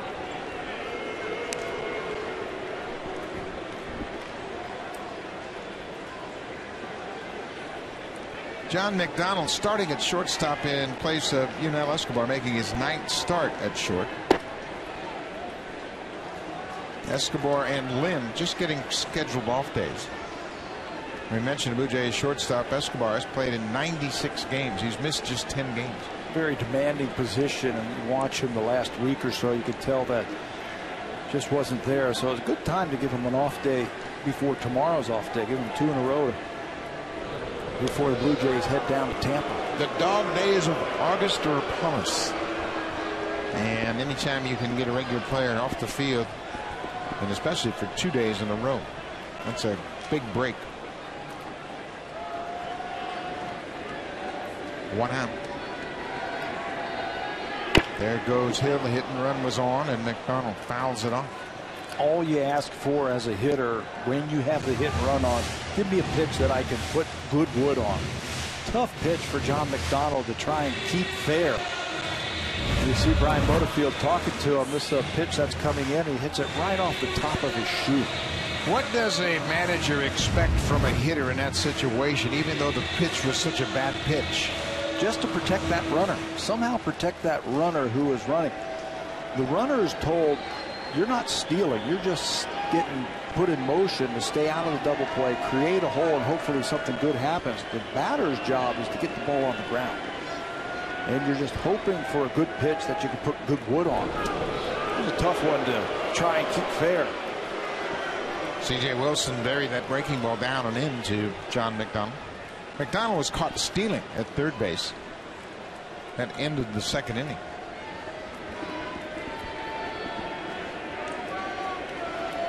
Ball on the strike. Hill at first with an infield hit. Grounded to third. Young knocks it down. He'll go to first base. Makes a nice throw. Uses the turf and throws out John McDonald. People have suggested Michael Young has lost a half a step at third. I haven't seen it. I don't think so. Not playing on the turf like we have this afternoon. 3 straight balls now hit at Michael Young's direction. He's made 2 of them. This one the prettiest. Bounces that ball over to Moreland to get McDonald. Not like Aaron Hill's play. And Young bounces up right away to keep Aaron Hill from going first to third. So there are 2 outs, another runner in scoring position for the Blue Jays. J.P. Arencibia in the DH spot. Hot shot past Michael Young, and that's going to score another run. Young had made 2 spectacular plays with the glove in this inning, and that one skipped off the end of his glove. Make that 4 in a row now right at Michael Young. Molina, Hill, McDonald, now Arencibia not wasting any time. Puts on a pitch from C.J. Wilson. Hits a bullet down to third base. Young upset with himself. Thought he should have come up with that one, but it was on top of him. You see the reaction. He knows that that ball is going to cost the run. as an infielder, runner at second base in scoring position, ground ball, you want to at least knock it down and keep it in the infield. That might have been the easiest play of all of them. It was to his glove side, but just didn't react quick enough to knock it down. So Aaron Sebe picks up his 49th RBI.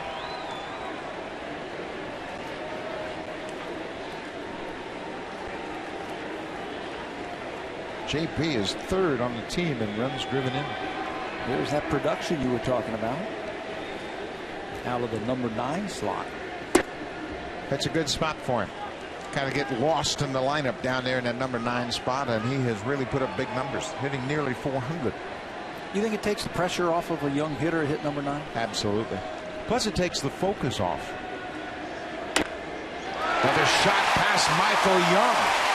Aaron Sebe around second, headed for third. He's going to get the stop sign. Rajai Davis, a 2-out double.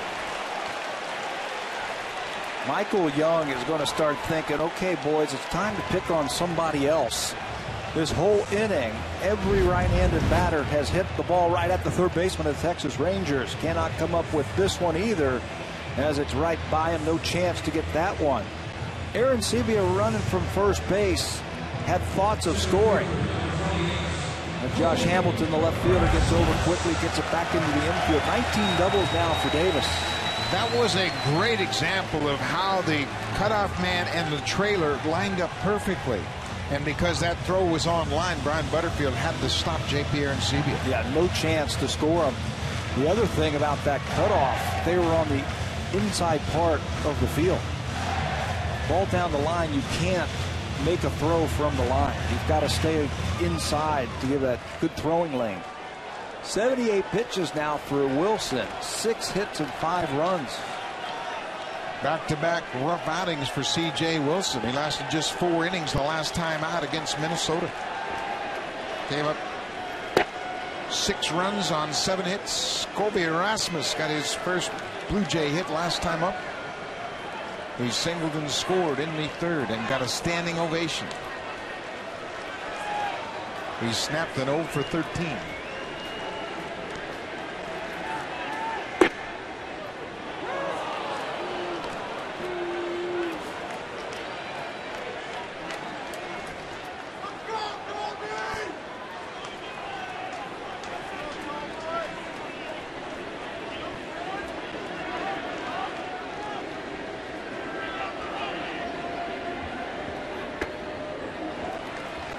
One and two. 2 more big runs out on base. JP Aaron Sebe at third. Rajai Davis at second base. Aaron Sebe with the RBI single. Davis, his 19th double.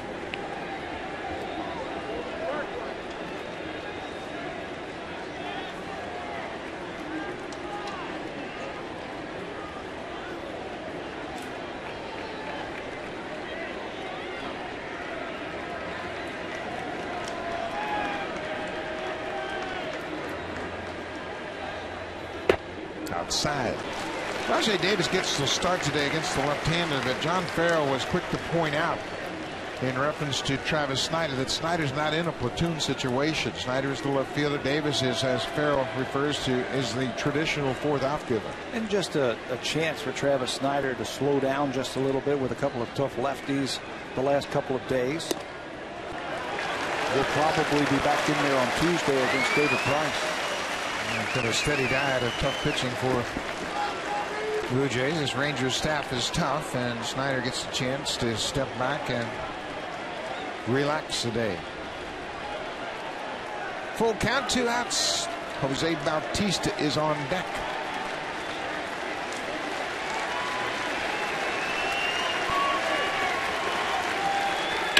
Line drive, center field. That's not going to get caught. It goes all the way to the wall.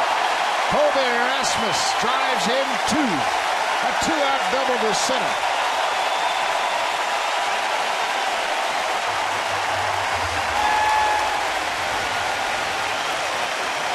How do you think he feels now? Standing out there at second base, everybody giving him a standing ovation. That's got to make you feel like you belong now. A Rough couple of days to start his Blue Jay career, but a couple of doubles will make you feel pretty good. Extension, full extension by Rasmus, and he clobbers this ball to center field. No chance for Chavez to get it as it short hops the wall in center field. 2 more runs score, and that is going to be it for C.J. Wilson. Colby Rasmus has knocked the left-hander out of the ball game. C.J. Wilson leaves after 3 2/3. Blue Jays up by 7.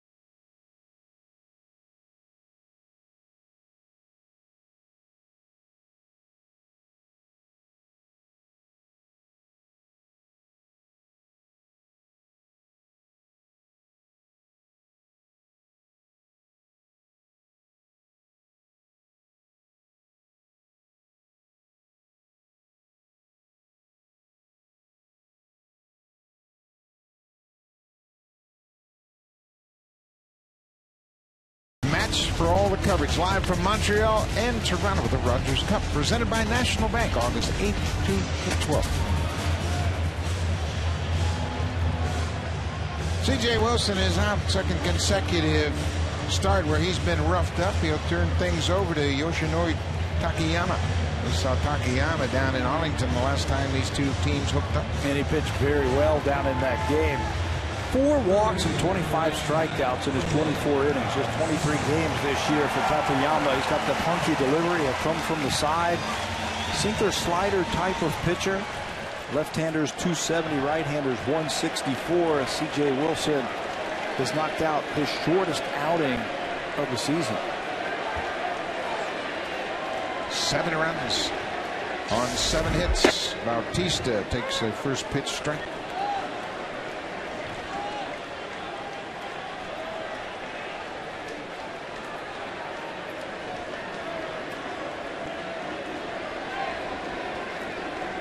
One thing you're going to get from Takayama is a lot of strikes.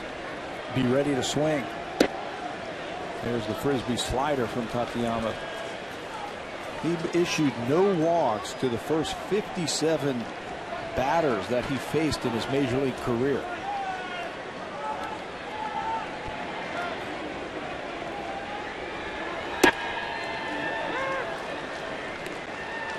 Jose Bautista did not face Tateyama in the series in Arlington.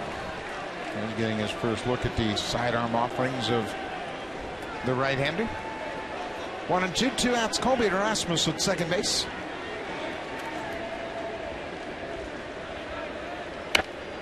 Check swing, tapper back to the pitcher. Tateyama continues to baffle American League hitters. Blue Jays through 4 have a 7-0 lead. Colby Rasmus with a couple of hits. Now it's time for another Jays Connected update. Here's Jamie and Greg from the Blackberry Broadcast Studio.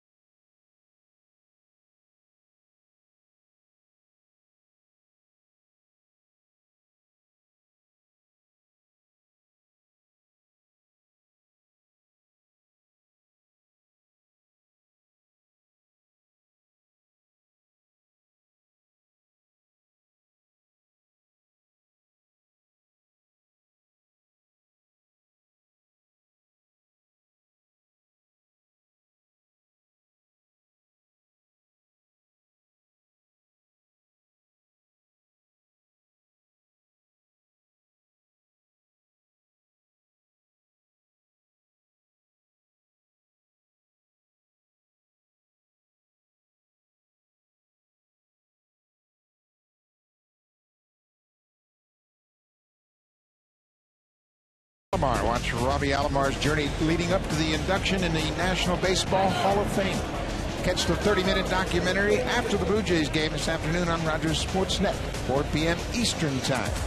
Before today's ceremonies, they played that here on the Jumbotron at Rogers Center. The fans got a chance to watch it for the first time, and they got a huge applause when it was finished.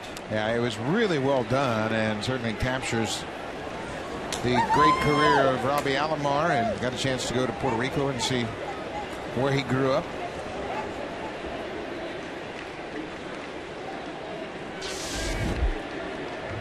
You and I both had a chance to play with his father, Sandy, and he played a lot like Robbie. I mean, Robbie had better physical tools, but Sandy was the same type of heady player. Cerebral, very cerebral. 15 years in the big leagues. Coach for many, many years also in the big leagues. And he just passed all that knowledge on to his sons. And when you combine great physical talent, like the two Alomars, with smarts, and then the desire to be great, you're going to have a Hall of Fame player. Yeah. And Alomar, Sandy was with the Yankees in the middle 70s. And at that time, Mel Stottlemyre was involved with coaching staff. Ken Griffey Sr. was playing with the Yankees. And the kids game had Ken Griffey Jr., the 3 Stottlemyre kids, and 2 Alomar kids. Pretty good kids game. One out. Let's check in with Jamie Campbell.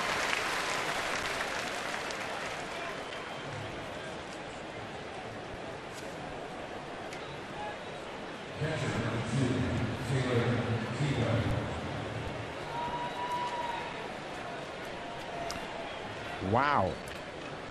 We had talked about that great pitching matchup, Jared Weaver against Justin Verlander, and things are heating up. Yeah, 2 teams that, you know, want to get into the playoffs, and they are fighting for their lives as we head into August. Carlos Guillen's missed most of the season with injuries, and he's back in the lineup, and certainly an important part of their attack. Can't imagine what he would have said to set Weaver off. You know, when you take a good pitcher like that deep, just get around the bases, right? Unless he started it. Might have said something before that. We'll see. But do you think the Tigers now have what it takes to win the Central? The trades that they've made, or the White Sox still in it? Cleveland, they've made some moves. Cleveland's made some impressive moves. The White Sox, I bet you the White Sox do something before this day is done. Kenny always does something. Kenny's under the gun a little bit. You know, people are talking about his latest moves, and he acquired Alex Rios, Jake Peavy, Adam Dunn, and nobody's doing a thing for him. And he's under a little heat.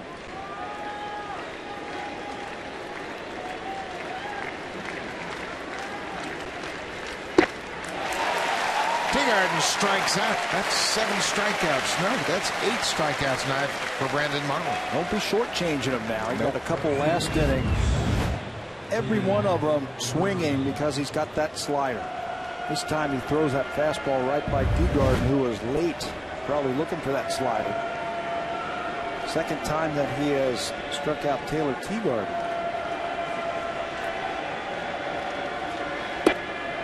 First pitch strike to David Murphy. We mentioned earlier there was a rumor involving the Texas Rangers. They had picked up Heath Bell. In fact, it was Mike Adams, the setup man for Heath Bell, coming to the Rangers for 2 minor league players.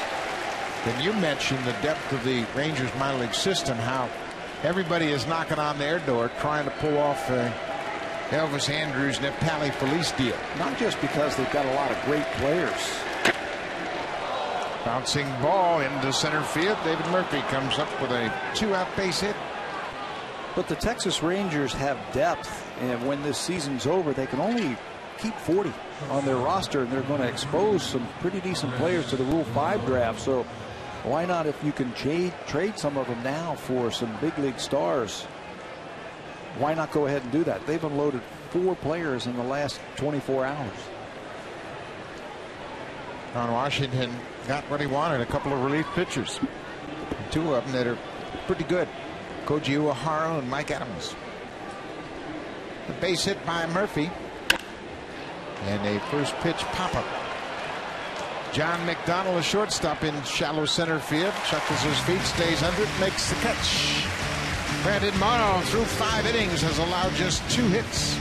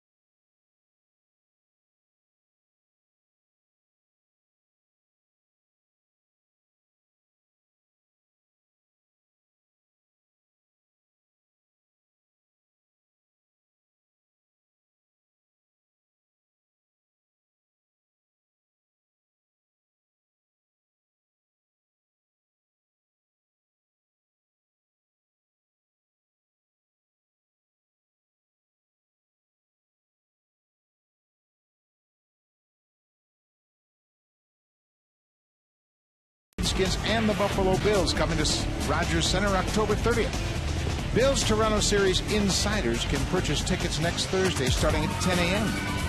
To become a BTS insider, all you have to do is go to billsintoronto.com and sign up. Tickets will go on sale to the general public on August 25th, and you can purchase your tickets through Ticketmaster. Great NFL action coming to Rogers Center. Sentiments abound around this beautiful ballpark this afternoon. Robbie Alomar, the best second baseman to put on a uniform. Cedar Gaston said it from the podium during his speech honoring Robbie Alomar. He changed the fortunes of an organization. You were involved at that time with Blue Jays, obviously, and Joe Carter was a good player, someone that you had played with previously. But as Joe Carter said on the video board before the game, that Robbie was the key member of that deal. I think Joe was being a little modest. I mean, his bat was certainly one that added a lot to this team, and he got the dramatic home run, obviously, in the World Series. But Robbie Alomar just kind of raised the level of play for everybody. An offensive middle infielder. Anytime you can acquire an infielder who plays in the middle of the diamond, Young will throw out Encarnacion with the dynamics of that. An offensive player who can beat you with your legs and the bats and all that kind of stuff. The trade has to tilt to that team. Oh, I think so. And that was the goal of the general managers involved, Joe McElvain and Pat Killick. Killick needed a second baseman. Padres needed a shortstop. Fernandez for Alomar. What's more important to you, a good second baseman or a good shortstop? Boy, that's a great question, and a real dilemma for a lot of people. I was involved with the Milwaukee Brewers when they had Jim Gantner at third, and I couldn't believe that anybody could play any better than Gantner at that time. But they moved him to second. And I asked Buck Rogers, the manager, why is he going to second base? He's such a good third baseman. He said because second baseman has more opportunities to help your team, middle of the field. They handle the ball so many times. If you can find a second baseman who can turn the double play, that's what I'm looking for. A guy who can make that tough double play, the pivot, or start the double play. It's huge.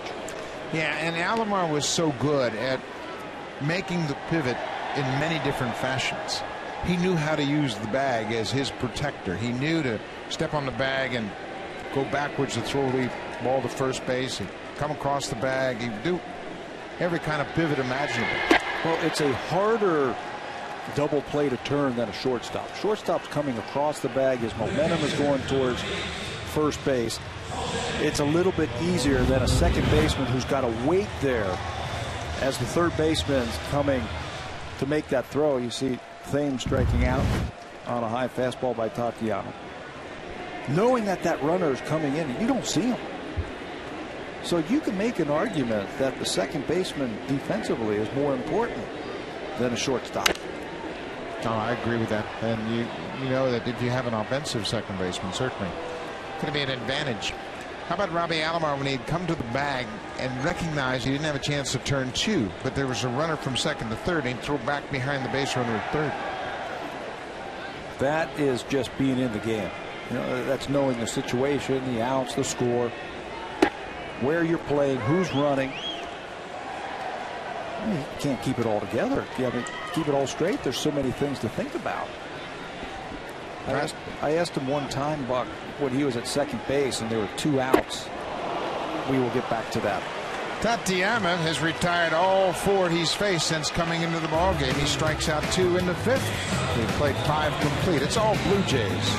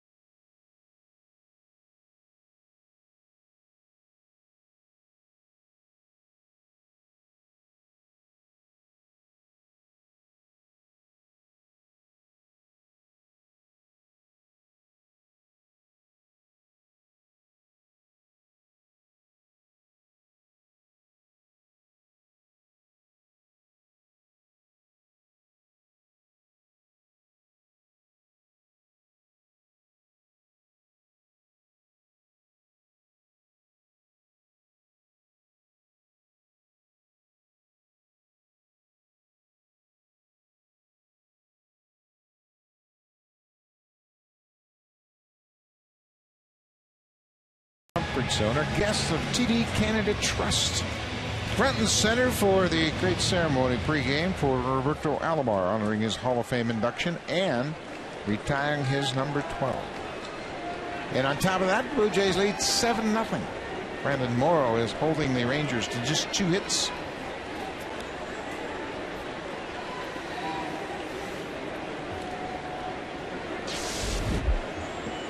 Leadoff batter Endy Chavez takes the first pitch straight. Don't you love all the great pitching that's going around baseball? Verlander is dealing again and has his no-hit bid broken up in the 8th inning. Jared Weaver. A lot of good pitchers having big years. And then the other usual suspects. CC Sabathia in the American League. John Lester back at it after coming off the disabled list. Lester picked it right up where he left off. Strikeout number 9 for Brandon Morrow. He was mowing him down. Looked like a breaking ball from Morrow. Yeah, right under the bat. In that scouting report, we were talking about the swinging slider. If it's in the zone, he'll finish with a lot of strikeouts, and certainly he's done that this afternoon. He's one off his season high. He had 10 strikeouts twice earlier this season in his season debut. At the end of April against Tampa Bay, had 10 strikeouts in 5 1/3. Then he also struck out 10 Pirates over 7 innings here at Rogers Center. Buck, we were talking about Robbie Alomar and the influence that he had on the team and some of the smart things that he would do. I remember a play he was at second base with 2 outs and a right-handed pitcher up, a right-handed batter, and he stole third base with 2 outs. And I asked him, I said, why would you do that? You're already in scoring position. And he said, that pitcher has a very good split finger fastball, and I wanted to take that away from him to help my team as another strikeout. Help my hitter to take that splitter away from him. With a runner at third, he might not throw it because it would bounce into the home plate area and score a run. Another fastball right at the knees. No chance for Quintanilla. He is caught for the second time. And sure enough, the hitter got a base hit because he didn't get that splitter. He didn't have to deal with it. That's thinking like 2 and 3 steps ahead of everybody else. That's the layer of Hall of Famer. The guy that thinks about the subtleties of how he's going to help you win this game. Josh Hamilton's had a rough day against Brandon Morrow. Morrow has tied his season high now with 10 strikeouts.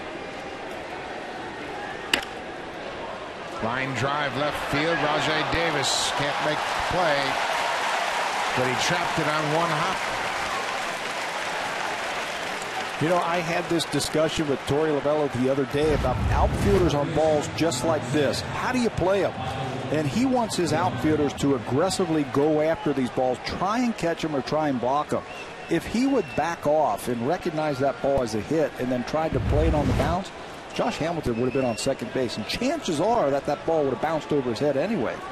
So he has his outfielders playing very aggressive on those short, low liners into the outfield. Davis made a good play, and it looks as though Torey Lovullo was appreciative of the effort. Michael Young seems like he bats every inning. He's always a thorn in Blue Jays' side, batting .335 for the season. Young is second in the American League in hitting behind Adrian Gonzalez, who has a comfortable lead. Gonzalez hitting .356. Gonzalez also leads the American League in runs driven in. He has 89. He's 10 ahead of Mark Teixeira. But again, we mentioned the trade deadline just about 35 minutes away, and no Boston Red Sox and no New York Yankees. Nothing. Something's coming. You just have that feeling, don't you? Yeah. 0-2, 2 outs. Michael Young flies deep to right field. Thames on the run and can't make the play. Plays it off the bounce, and Hamilton comes all the way around to score, and the Rangers are on the scoreboard. Michael Young can drive that ball to the opposite field. 2-0, 0-2, it doesn't matter. Takes that high pitch away from him and driving. This is the same looking swing we saw down in Arlington that he won a game with, a ball just like this, the deep right field. Thames is very shallow in right field. Just cannot catch up to that ball as it bounces off the warning track. Last Saturday night, Michael Young with a walk-off double over the right fielder's head. That came in the 9th inning. An unusual 9th inning in that the Texas Rangers had 3 sacrifice bunts in that 9th inning. They scored 2 to win it. Napoli base it up the middle. Michael Young comes around third. He'll score. Napoli with the RBI single. It's 7-2 Blue Jays. Napoli with the best batting average in all of baseball in the month of July. Is not fooled that time. Struck out his first 2 times up against Morrow. Doesn't even wait for it to get to 2 strikes. High slider. Grounder right back through the middle. RBI 38 on the year for Mike Napoli. Been a good addition to an already strong offensive ball club. Mitch Moreland, first baseman.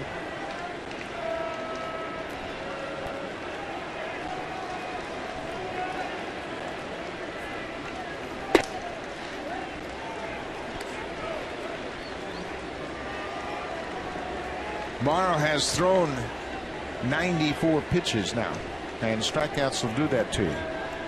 That'll run that pitch count up. 10 strikeouts. There's 30 right there, just in strikes for the strikeouts. And he always has had a lot of balls fouled out of play. Guys will have good swings and misses. They can't quite square him up, but they can get a piece of it. I don't think he's ever going to be a real low pitch count guy. And I wouldn't try to make him that. No. I think they like where he's at right now. Yeah. Shutout ball into the 6th inning. It's a foul ball. Brandon Morrow's had an unusual split pitching home and road this season. Last year he was a terrific pitcher at home. Not the case this season. Coming into this game, he's just 3-5 with a 6.38 ERA. And the league's hitting .277 against him. Compare that to a 4-0 record with a .202 opponent's batting average on the road. And last year it was just the opposite.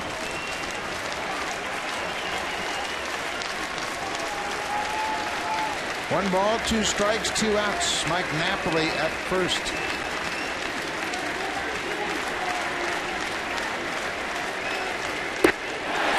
Number 11. A new season high for Brandon Morrow. That ends the 6th. The Rangers get a couple, but the Blue Jays still lead.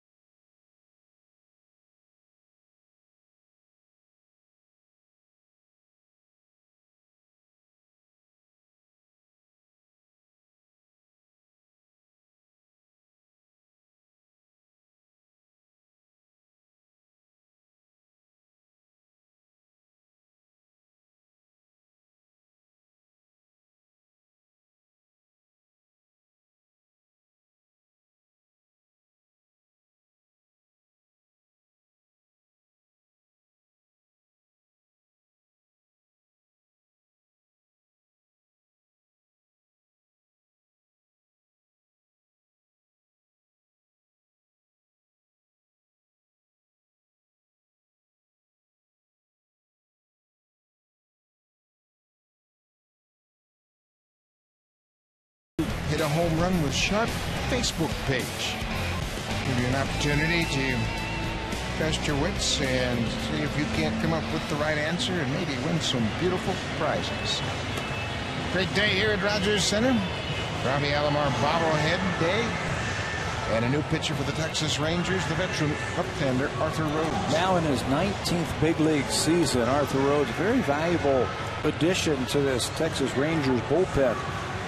Signed as a free agent, a 1-year contract with a 2012 option with the Rangers. He signed that back in January. Had 2 great years with the Cincinnati Reds. He earned his first All-Star appearance last year at the age of 40 as a setup man for Cincinnati. Left-handers have trouble with Rhodes. They've only had 8 hits against him all season long. Rangers have a couple of veteran left-handers in that bullpen, Arthur Rhodes and Darren Oliver. And they both started out as starting pitchers, and they are pitching late into their careers and pitching very effectively.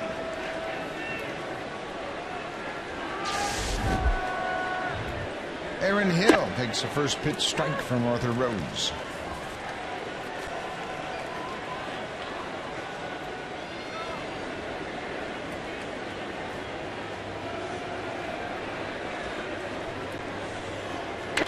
Foul back. 0-2. Bullpen has worked out quite nicely for Arthur Rhodes. Came up in the Baltimore organization in the early 90s as a starter. Won 7 games in 1992. And then has not started a game in the big leagues since 1996 when he was with the Baltimore Orioles. Everything else out of the bullpen.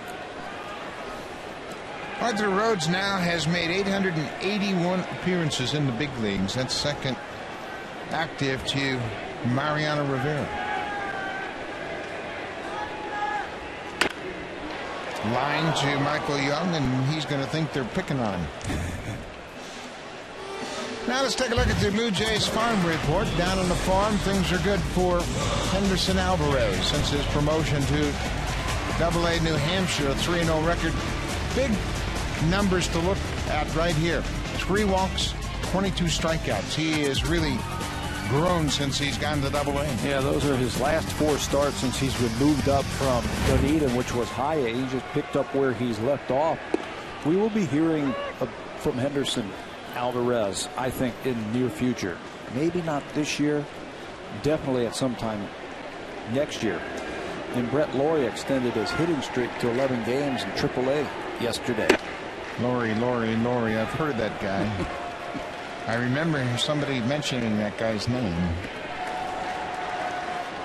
We're going to see him before too long. Yeah, you get that feeling, don't you? Yep. Ball and a strike to John McDonough. Johnny Mack with the start at shortstop today. He delivered a very good speech during the Roberto Alomar ceremonies. He represented the current ball club and the coaching staff and the manager. Did a very good job.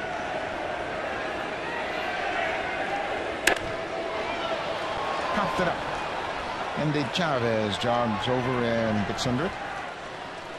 2 down here in the 6th inning. Big crowd on hand this afternoon for the pregame ceremonies. 45,629.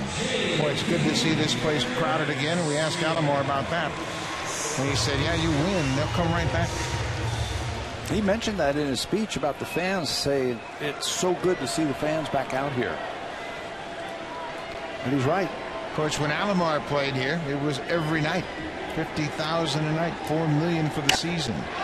JP Arancibia gets just underneath this a bit. That's going to hang up for Josh Hamilton. Good inning for Arthur Rhodes. A 1-2-3-6. Blue Jays and Brandon Morrow a 5-run lead.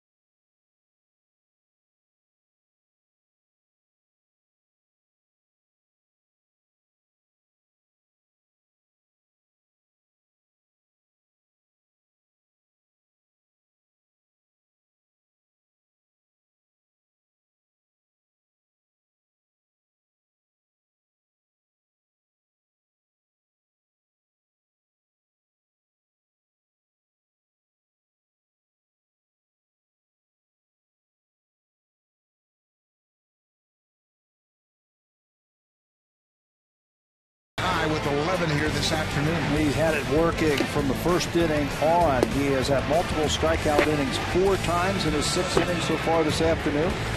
He has struck out the side twice already. Hard, sharp slider, and if they're looking for the slider, he throws the fastball by him. His career high, obviously, is the 17 that he had against Tampa Bay last year. And anytime he takes the mound, you have a chance for a double-digit strikeout game. He now has 133 strikeout. That ties him with the rookie Michael Pineda of the Seattle Mariners. He is tied for 8th place in the American League. And Brandon Morrow missed his first 3 starts of the season. Justin Verlander I don't know how many he struck out today in that great effort against the Angels, but he was the league leader at the start of play with 169. Taylor Teagarden has contributed a couple of strikeouts. You know what's impressive about all those strikeouts? And we'll track this ball as Eric Thames goes into the gap in right center. Moves under the shade of the roof and makes the catch. You mentioned Verlander and Pineda and Brandon Morrow. They're doing it in the American League with the designated hitter. And that alone, you don't have that freebie like you do in the National League where you face the pitcher or some guy coming off the bench as a pinch hitter. You are facing 1 through 9 every time out. Clayton Kershaw of the Dodgers leads the National League in strikeouts with 173. Cliff Lee is second. Roy Halladay is fourth behind Tim Lincecum. Actually, Halladay and Lincecum are tied with 152. But you're right, you got that pitcher in there, and you know most nights you can probably pencil in 3 strikeouts in that pitcher spot. Sure, that's a layup. Especially when you're dealing with the caliber of pitching like Lincecum and Halladay and Kershaw. David Murphy has one of the 5 Ranger hits here this afternoon.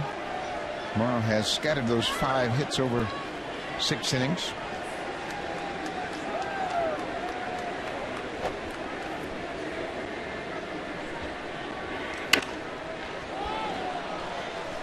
Rangers got a couple of runs last inning with 2 outs. Josh Hamilton, a line drive base hit to left field, and then Michael Young drove a high fly ball, hit on the warning track over the head of Eric Thames, and it was a catchable ball. Thames kind of got twisted around and right. That may have ended the inning right there, but then Mike Napoli chased home Michael Young. Jansen and Miller up now just in case Morrow would run into trouble. I was surprised at how shallow Thames was playing Michael Young last inning.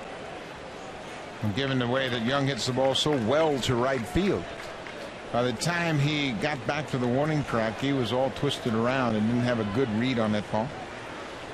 But Torey Lovullo has been working long and hard with Eric Thames in the field every day. It's a little outfield clinic out in right. He had to give him a day off the other day because he had been working so hard.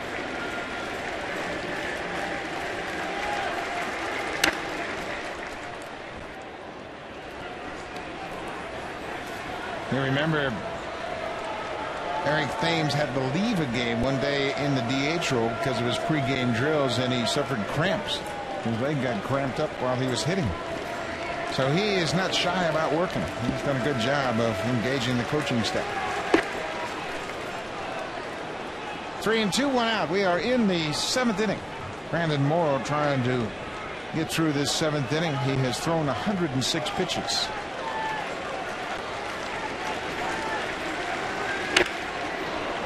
Murphy has another hit. Singles into center. It comes with 1 out.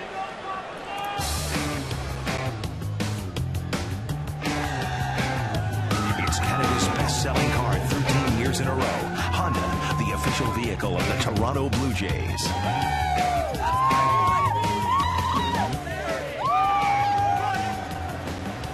Beautiful crowd on hand this afternoon at Rogers Center. And they've been entertained by Brandon Morrow and the Blue Jay hitters. Jays lead at 7-2, trying to win the series. It's off the glove of Molina and goes back to the screen. Murphy will move up.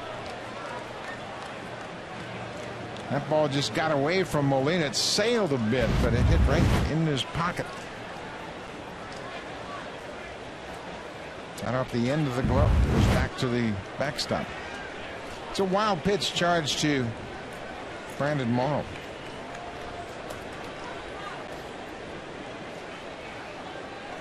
Now the Ranger base runner in scoring position.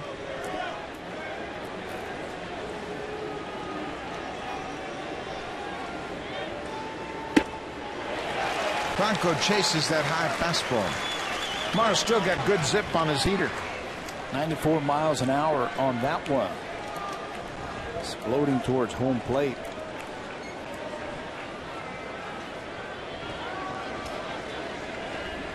His season high in pitches this year is 117.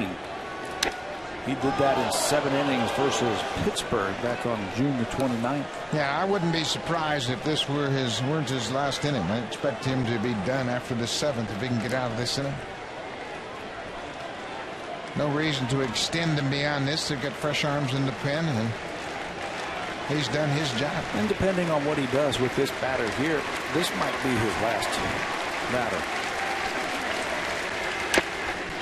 Got a James Blanco. Left-hander on deck in Chavez. They've got a lefty warming up just in case.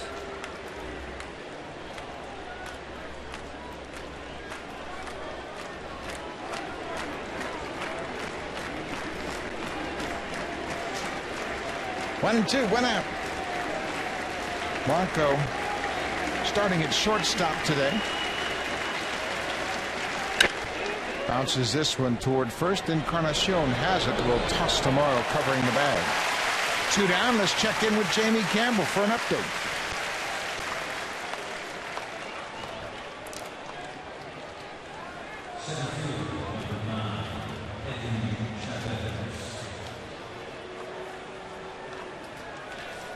Cincinnati going for a sweep of the Giants, and that'll keep pace with those front runners, but Cincinnati has slipped.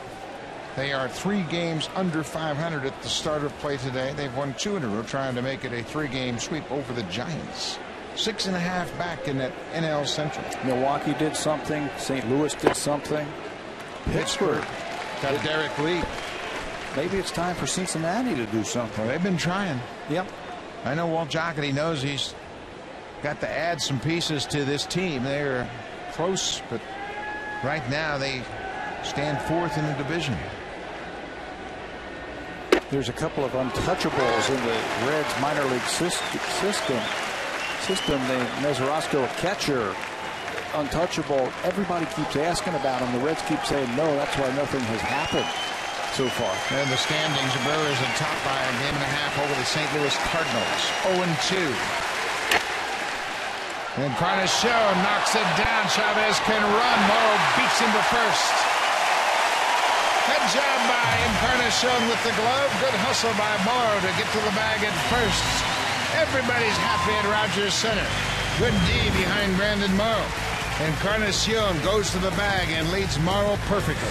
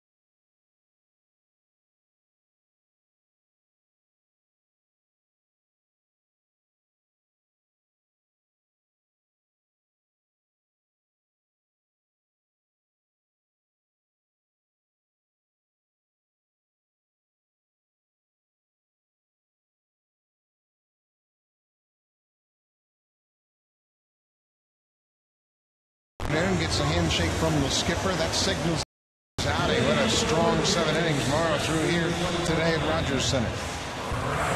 It's a beautiful day, and boy, they have been entertained. Finish it off with a win. A couple more innings to go. Morrow 7 sparkling innings, just 2 runs given up.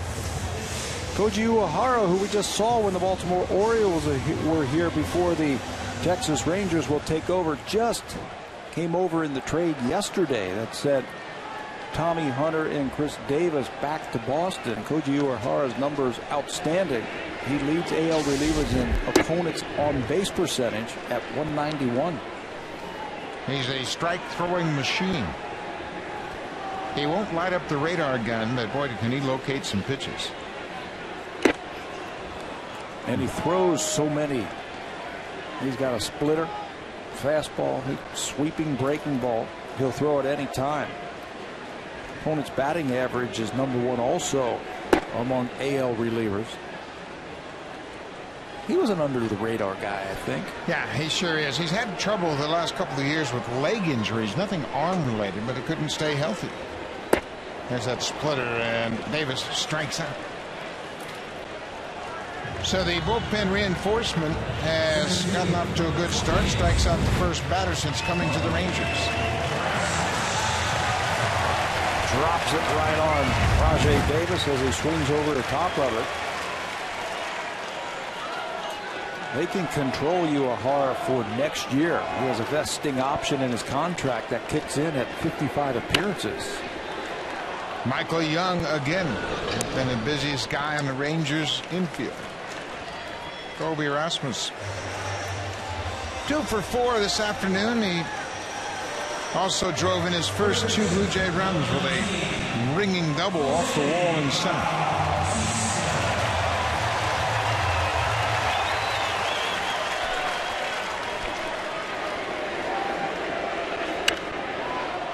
He's going to go down to Tampa Bay on Tuesday night, look at the opposing pitcher and say, man, aren't there any right-handers in this league? David Price will start against Blue Jays on Tuesday night. Holland, C.J. Wilson, and then David Price. That's what Rasmus has been looking at. And they aren't those soft-tossing lefties like we've seen in the past. You know, the change-up artists, they were blowing heat. Yeah, maybe the toughest of all, David Price, 6'6", flamethrower. Bautista strikes out. Uehara has a quick inning. 1, 2, 3, including a couple of strikeouts. We played 7 here on a gorgeous day, and it's all Blue Jays.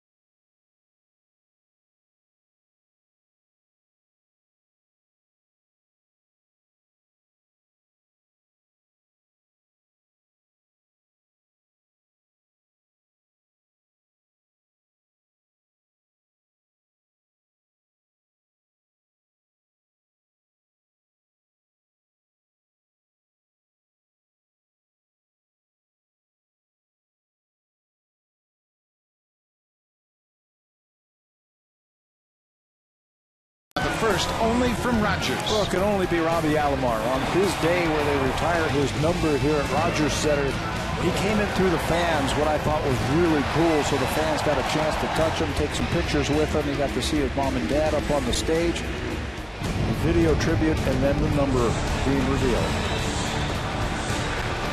Paul Beeston, the president of Rogers Center and Blue Jays, and then as that banner was being unfurled in center field, outside they were hoisting up the banner on the outside of the stadium, and truly it's been quite a couple of weeks for Roberto Alomar.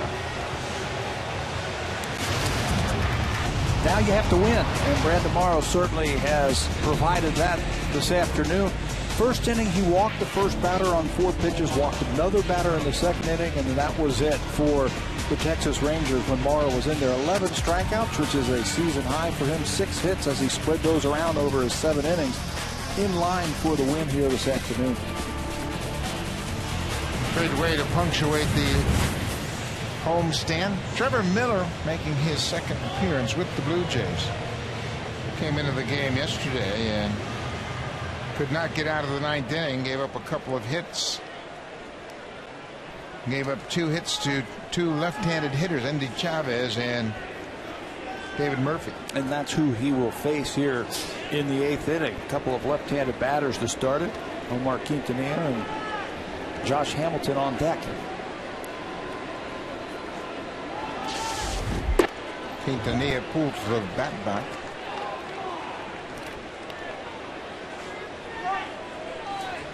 We are just a couple of minutes from the trade deadline, and if we hear anything, and certainly some things can be finalized through the Major League Baseball office right up to 4 o'clock, and then we might not hear about them for a few minutes afterwards.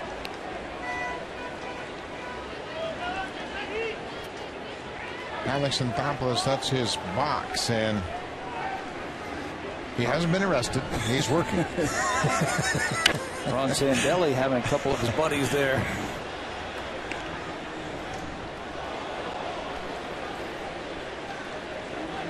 With some of the trades he's pulled off, he has really picked the pockets of some of the other teams. They might have to bring in the police. Bouncing ball, Encarnacion. Big day with the bat, big day with the glove.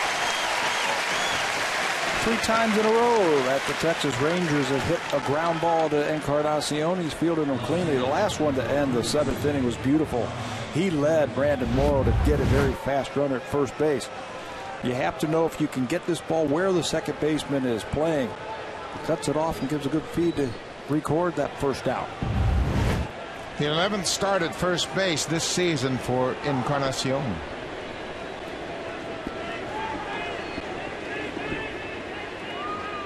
Josh Hamilton singled his last time up. He came around and scored on Michael Young's double.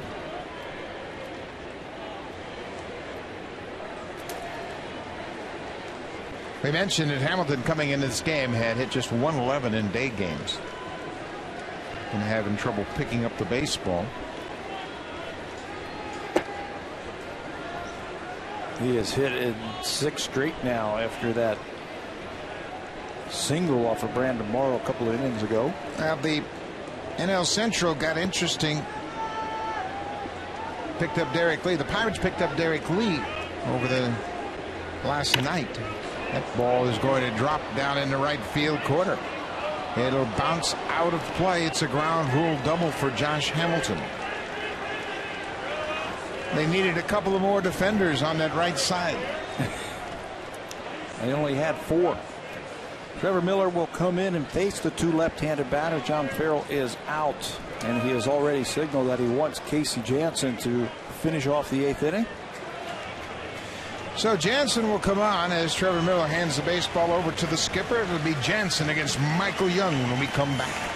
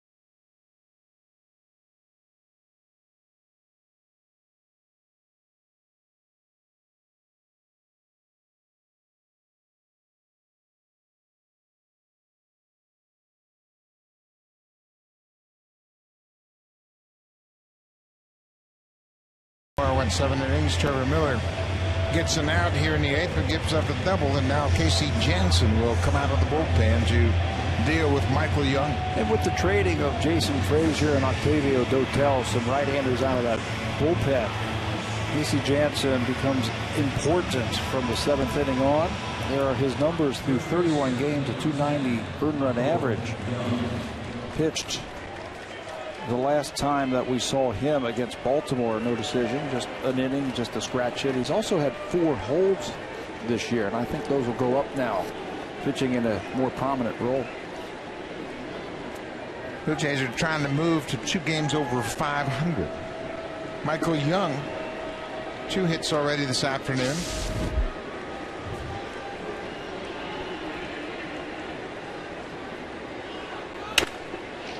Right to Bautista, who chases Hamilton back to second. 1 pitch, 1 out for Casey Janssen. See how he kept his feet moving when he fielded that ball? Perfect description in chasing the runner back to second base as you keep your feet moving and you slow down and shorten the distance between first base. He's looked good at third. He sure has. 1 error. He's looked very. To his credit, he said, I'm going to need about 5 days to get ready before you move. And he was reluctant to move. He's expressed himself very clearly. He feels like he is a better player in right, but boy, it's hard to imagine. He has played very well at third. Mike Napoli fouls off the first pitch.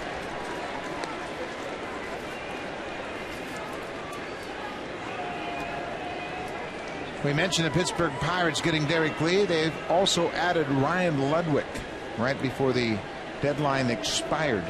Ludwig going to the Pirates for a player to be named later. He was rumored to go to a couple of different teams looking for some right-handed bat in the outfield. Cleveland Indians was the one team that I heard. The Indians certainly need an outfield boost with Chu still out because of that broken thumb, and Grady Sizemore having more problems with his knees. 1-1, 2 outs. Mike Napoli, the hitter. Breaking ball catches the outside corner. Ubaldo Jimenez, that deal has been finalized. Jimenez was subjected to a physical to make sure he was sound, and they have signed off on that trade with the Colorado Rockies. Alex White, prominent pitching prospect, and Drew Pomerantz. Pomerantz has not been dealt officially because he was drafted last June, and you have to wait 1 year from the moment he signed. He signed August 16th, so he cannot be included into the deal at this time, but they have a player to be named later. Yeah, and everybody is saying that is the guy. 1-2, 2 outs. Josh Hamilton at second base. He thought about it. Marvin Hudson, the home plate umpire, was thinking about it. Jose Molina holding that ball there for him, but it's just under the knees.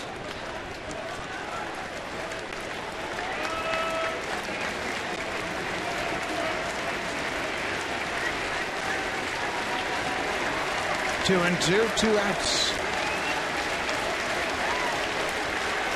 Inside, we have just been informed that the Red Sox have made a deal for Canadian Eric Bedard. Very interesting. Soon to follow, Yankee news. Right up to the end. That might be the best game of poker between the GMs, right up to the last few minutes. Bedard pitched in the AL East with the Orioles. He knows the neighborhood. Yeah. He knows how tough it is. Bedard from Navan, Ontario.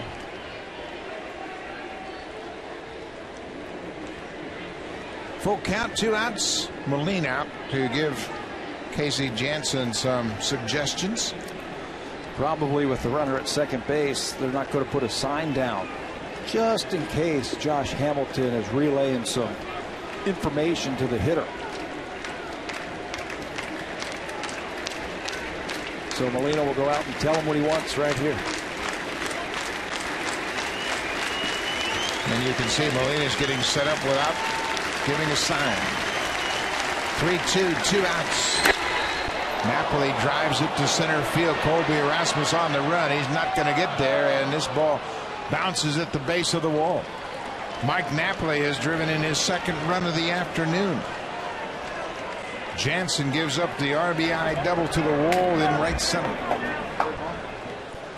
He has been swinging a hot bat. He's had a great series here against the Blue Jays. Stays on this pitch and drives it to right field. Shortens up his swing. That's the 2-strike approach, and you can see how far you can hit it if you have a good approach. Short off the wall in deep right center field. Second 2-out RBI hit this afternoon for Mike Napoli. He's hit in 5 straight games. He's 2 for 4 this afternoon. And he has caught 4 shutouts over the last 24 days. Things are good in Mike Napoli's world. I think he's going to be the AL Player of the Month. Really? Well, he is 11 for 21 in his last 5 games. His average is now up to 289. He started that stretch at 261. Pretty good boost. You factor in the defense that he has had this month and that hit him. Why not?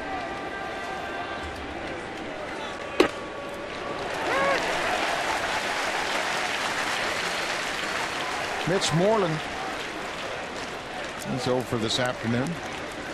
He was the 11th strikeout victim of Brandon Morrow. Morrow with a new season high with those 11 strikeouts. Has moved into the top 10 in the American League now with 133 strikeouts. 0-2. Just missed that outside corner. Knocked on the back door. It was open, but he just misses. This ball goes around the plate. It looks like a strike because Molina was way out there. You can see it's almost in the other batter's box. That's because Jose Molina was over there.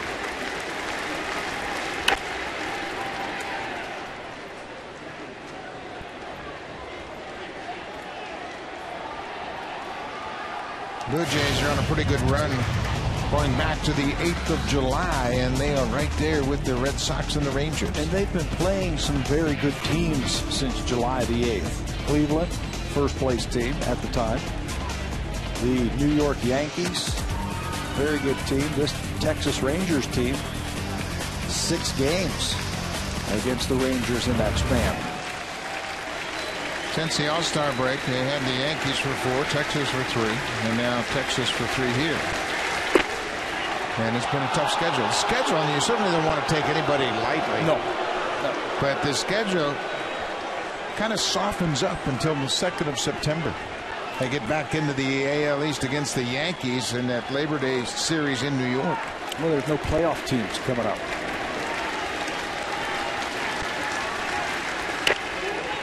Changeup, that's a fair ball. Encarnacion quickly steps on the bag, and the Texas Rangers are retired. Now for a Jays Connected update. Here's Jamie Campbell and Greg Zahn in the Blackberry Broadcast Studio.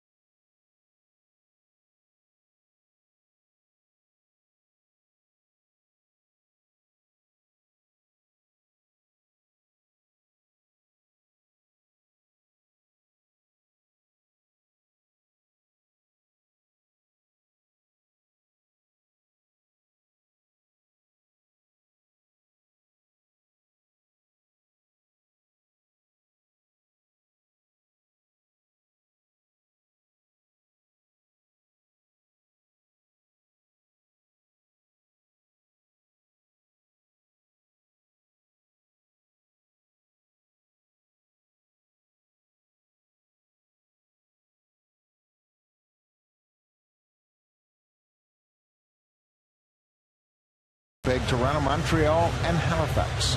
Canada'sGotTalent.com has all the date and location information. We're looking for acts of all ages. Sign up, show up. Canada's Got Talent's looking for you. A lot of talent here this afternoon. Robbie Alomar, the Hall of Famer, in attendance, and he was honored with a pre-game ceremony in which his uniform number 12 was retired, and the great bobblehead depicting the home run against the A's and Dennis Eckersley. Mark Teahen will get his first Blue Jays at bat. Teahen batting for Edwin Encarnacion against the new pitcher Scott Feldman. Swings at the first pitch and hits a one-hopper right to the second baseman. So Teahen, who the Blue Jays picked up in the trade with the White Sox, gets his first opportunity as a pinch hitter for Edwin Encarnacion. Teahen, a versatile guy, can play first, he can play third, and a veteran left-handed bat off the bench. In case you need him for these situations here, a good chance to get him his first at bat. You don't want to get traded to a team and then sit around. So John Farrell gets him in to face Scott Feldman. Feldman was the Rangers Pitcher of the Year in 2009 when he won 17 games. He was then their opening day starter in 2010, and then the injury bug hit him. Knee problems shelved him for most of last season and most of this year. Feldman is 28 years old. Shortstop.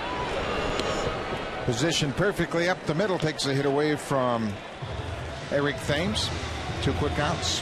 When Feldman was right, when he was the starter and won those 17 games a couple of years ago, sinker, slider, curveball type of mix. He's a little bit more up on top now than what we saw him a few years ago, but this shows you the embarrassment of riches, if you will, of the Texas Rangers, the starters that they have.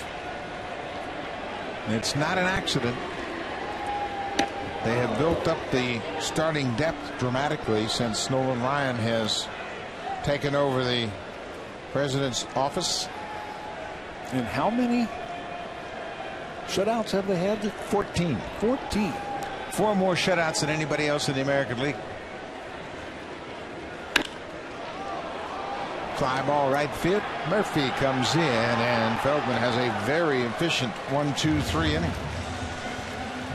We'll go to the 9th inning. Blue Jays with a chance to win the series. They have a 4-run lead. Frank Francisco, the former Ranger, when we come back.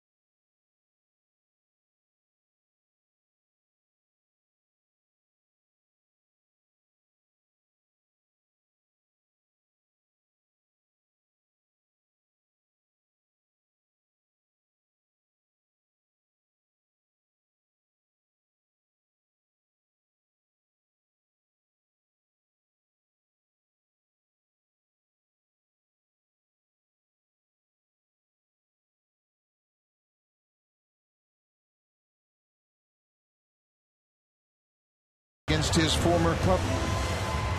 Had a hold against them a couple of days ago when he threw an inning, just gave up a base hit. 10 for 14 in saves this year. ERA of 4.83. He's given up 35 hits in 31 2/3 innings. Fastball right over the top. He's had good control, just 14 walks this year, when that splitter is working to go along with his fastball, he'll pick up his strikeouts. Defensive changes for the Jays. Martin stays into the ballgame after he pinch hit for Edwin Encarnacion, and will take over at first base. So the Jays trying to wrap up Robbie Alomar Day with a W. Well, Alomar challenged the 2011 edition of the Blue Jays to win. He said, come on, let's get going. And when Hall of Famers speak, you have a tendency to listen. So a good wrap up to this series. The Blue Jays trying to go 4-2 on the series. The homestand, and 1, 2, or 3 against the Orioles, and trying to do the same against Texas. Bottom of the order, T and Murphy and Blanco, the scheduled hitters.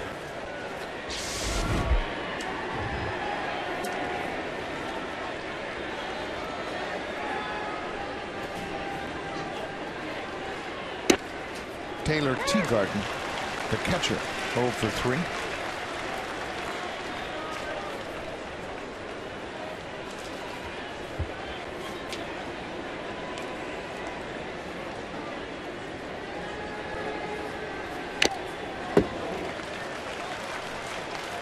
Texas Rangers will have Monday off as well, just like the Blue Jays, and then they'll open up a 3-game series in Detroit against the Tigers.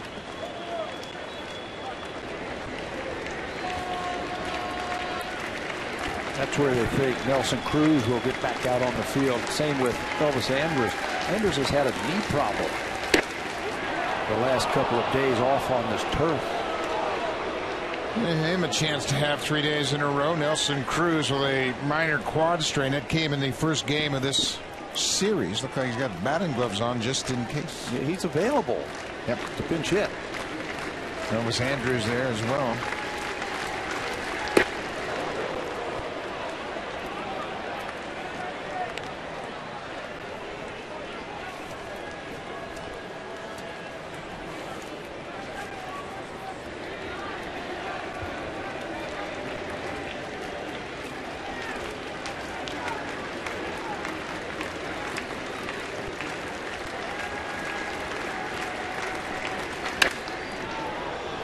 Bounced up the middle. Teagarden has a base hit. First runner reaches here to start the ninth. Let's check in with Jamie Campbell.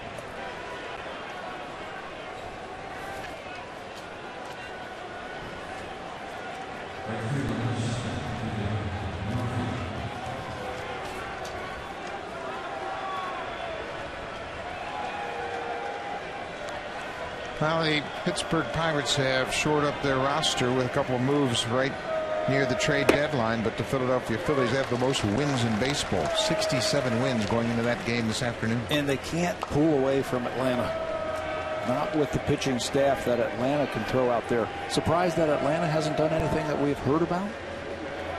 They got Michael Bourne, the center fielder. Thought they might get another bat, but they got Michael Bourne from the Astros. Gave up Jordan Schaefer, a highly touted prospect that has kind of slipped in the rankings of their prospects, but Jordan Schaefer, a young outfielder, young center fielder, but they get Michael Bourne. Kept hearing about Hunter Pence, and when that didn't happen, I forgot about Bourne. We talked about that before the game today. Yep, Hunter Pence went to Philadelphia. Well, you think Michael Bourne and Hunter Pence didn't get the first plane out of Houston? Get in that pennant race? Not that there's anything wrong with Houston, no, right? But from just 35 wins to 67 wins? Yeah. And Hunter Pence, boy, you talk about somebody fitting in with the personality of a ball club. He's got that Chase Utley mentality. You can't play hard enough during 9 innings. And he'll be a real boost to that team, and certainly the fans in Philadelphia are going to love the way he plays. He plays like his hair's on fire. 2-2, nobody out. David Murphy strikes out. 12th time the Rangers have struck out here this afternoon. Brandon Morrow got 11 of them, and now Frank Francisco with one. Upstairs, he's got a good fastball. That time Murphy a little tardy.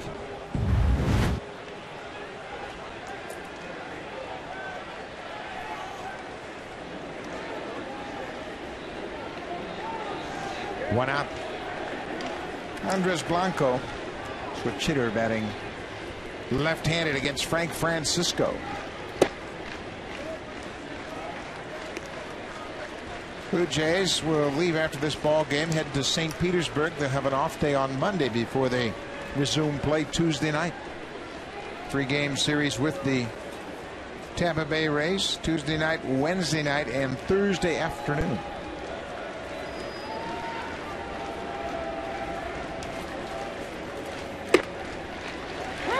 Ball on the string.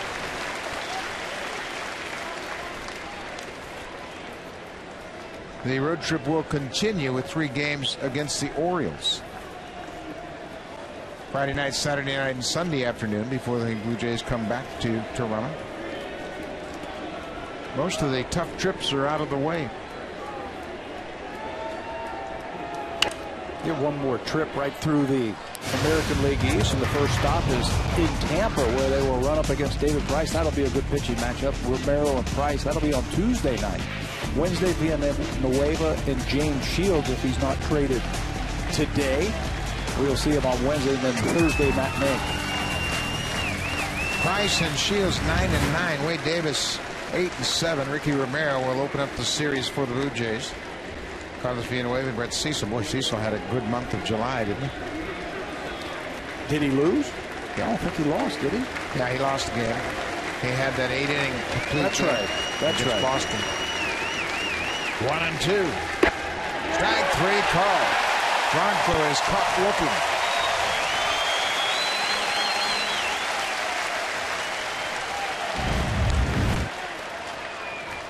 Francisco with another strikeout. Goes through the back door to get Blanco as he just looks at it into the glove. 2 down. Yeah, you forget about Cecil. He threw that complete game. He pitched so well. You figure he won that game, but that's right. The Red Sox beat him.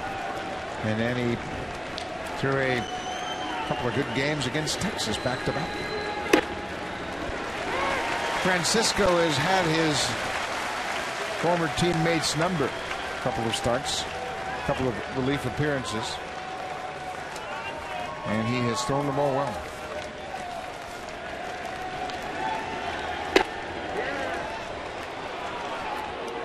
You never know just exactly how close some of these potential deals came. Asking price maybe too steep on some people. Blue Jays, I'm sure, were involved in a couple of more discussions after the Cardinal deal. The Rangers are down to their final strike. Frank Francisco has a pair of strikeouts here in the night. It's been a good day at Rogers Center. 45,629 on hand.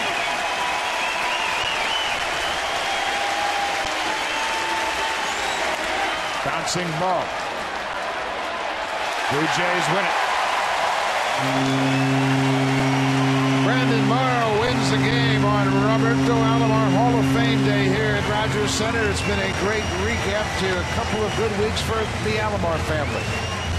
And it started on the pitching mound this afternoon with Brandon Morrow, 11 strikeouts, which is a season high. Gave up a run late in the game after 3 2-out hits. Colby Rasmus with a couple of doubles. He gets his first 2 hits as a Blue Jay.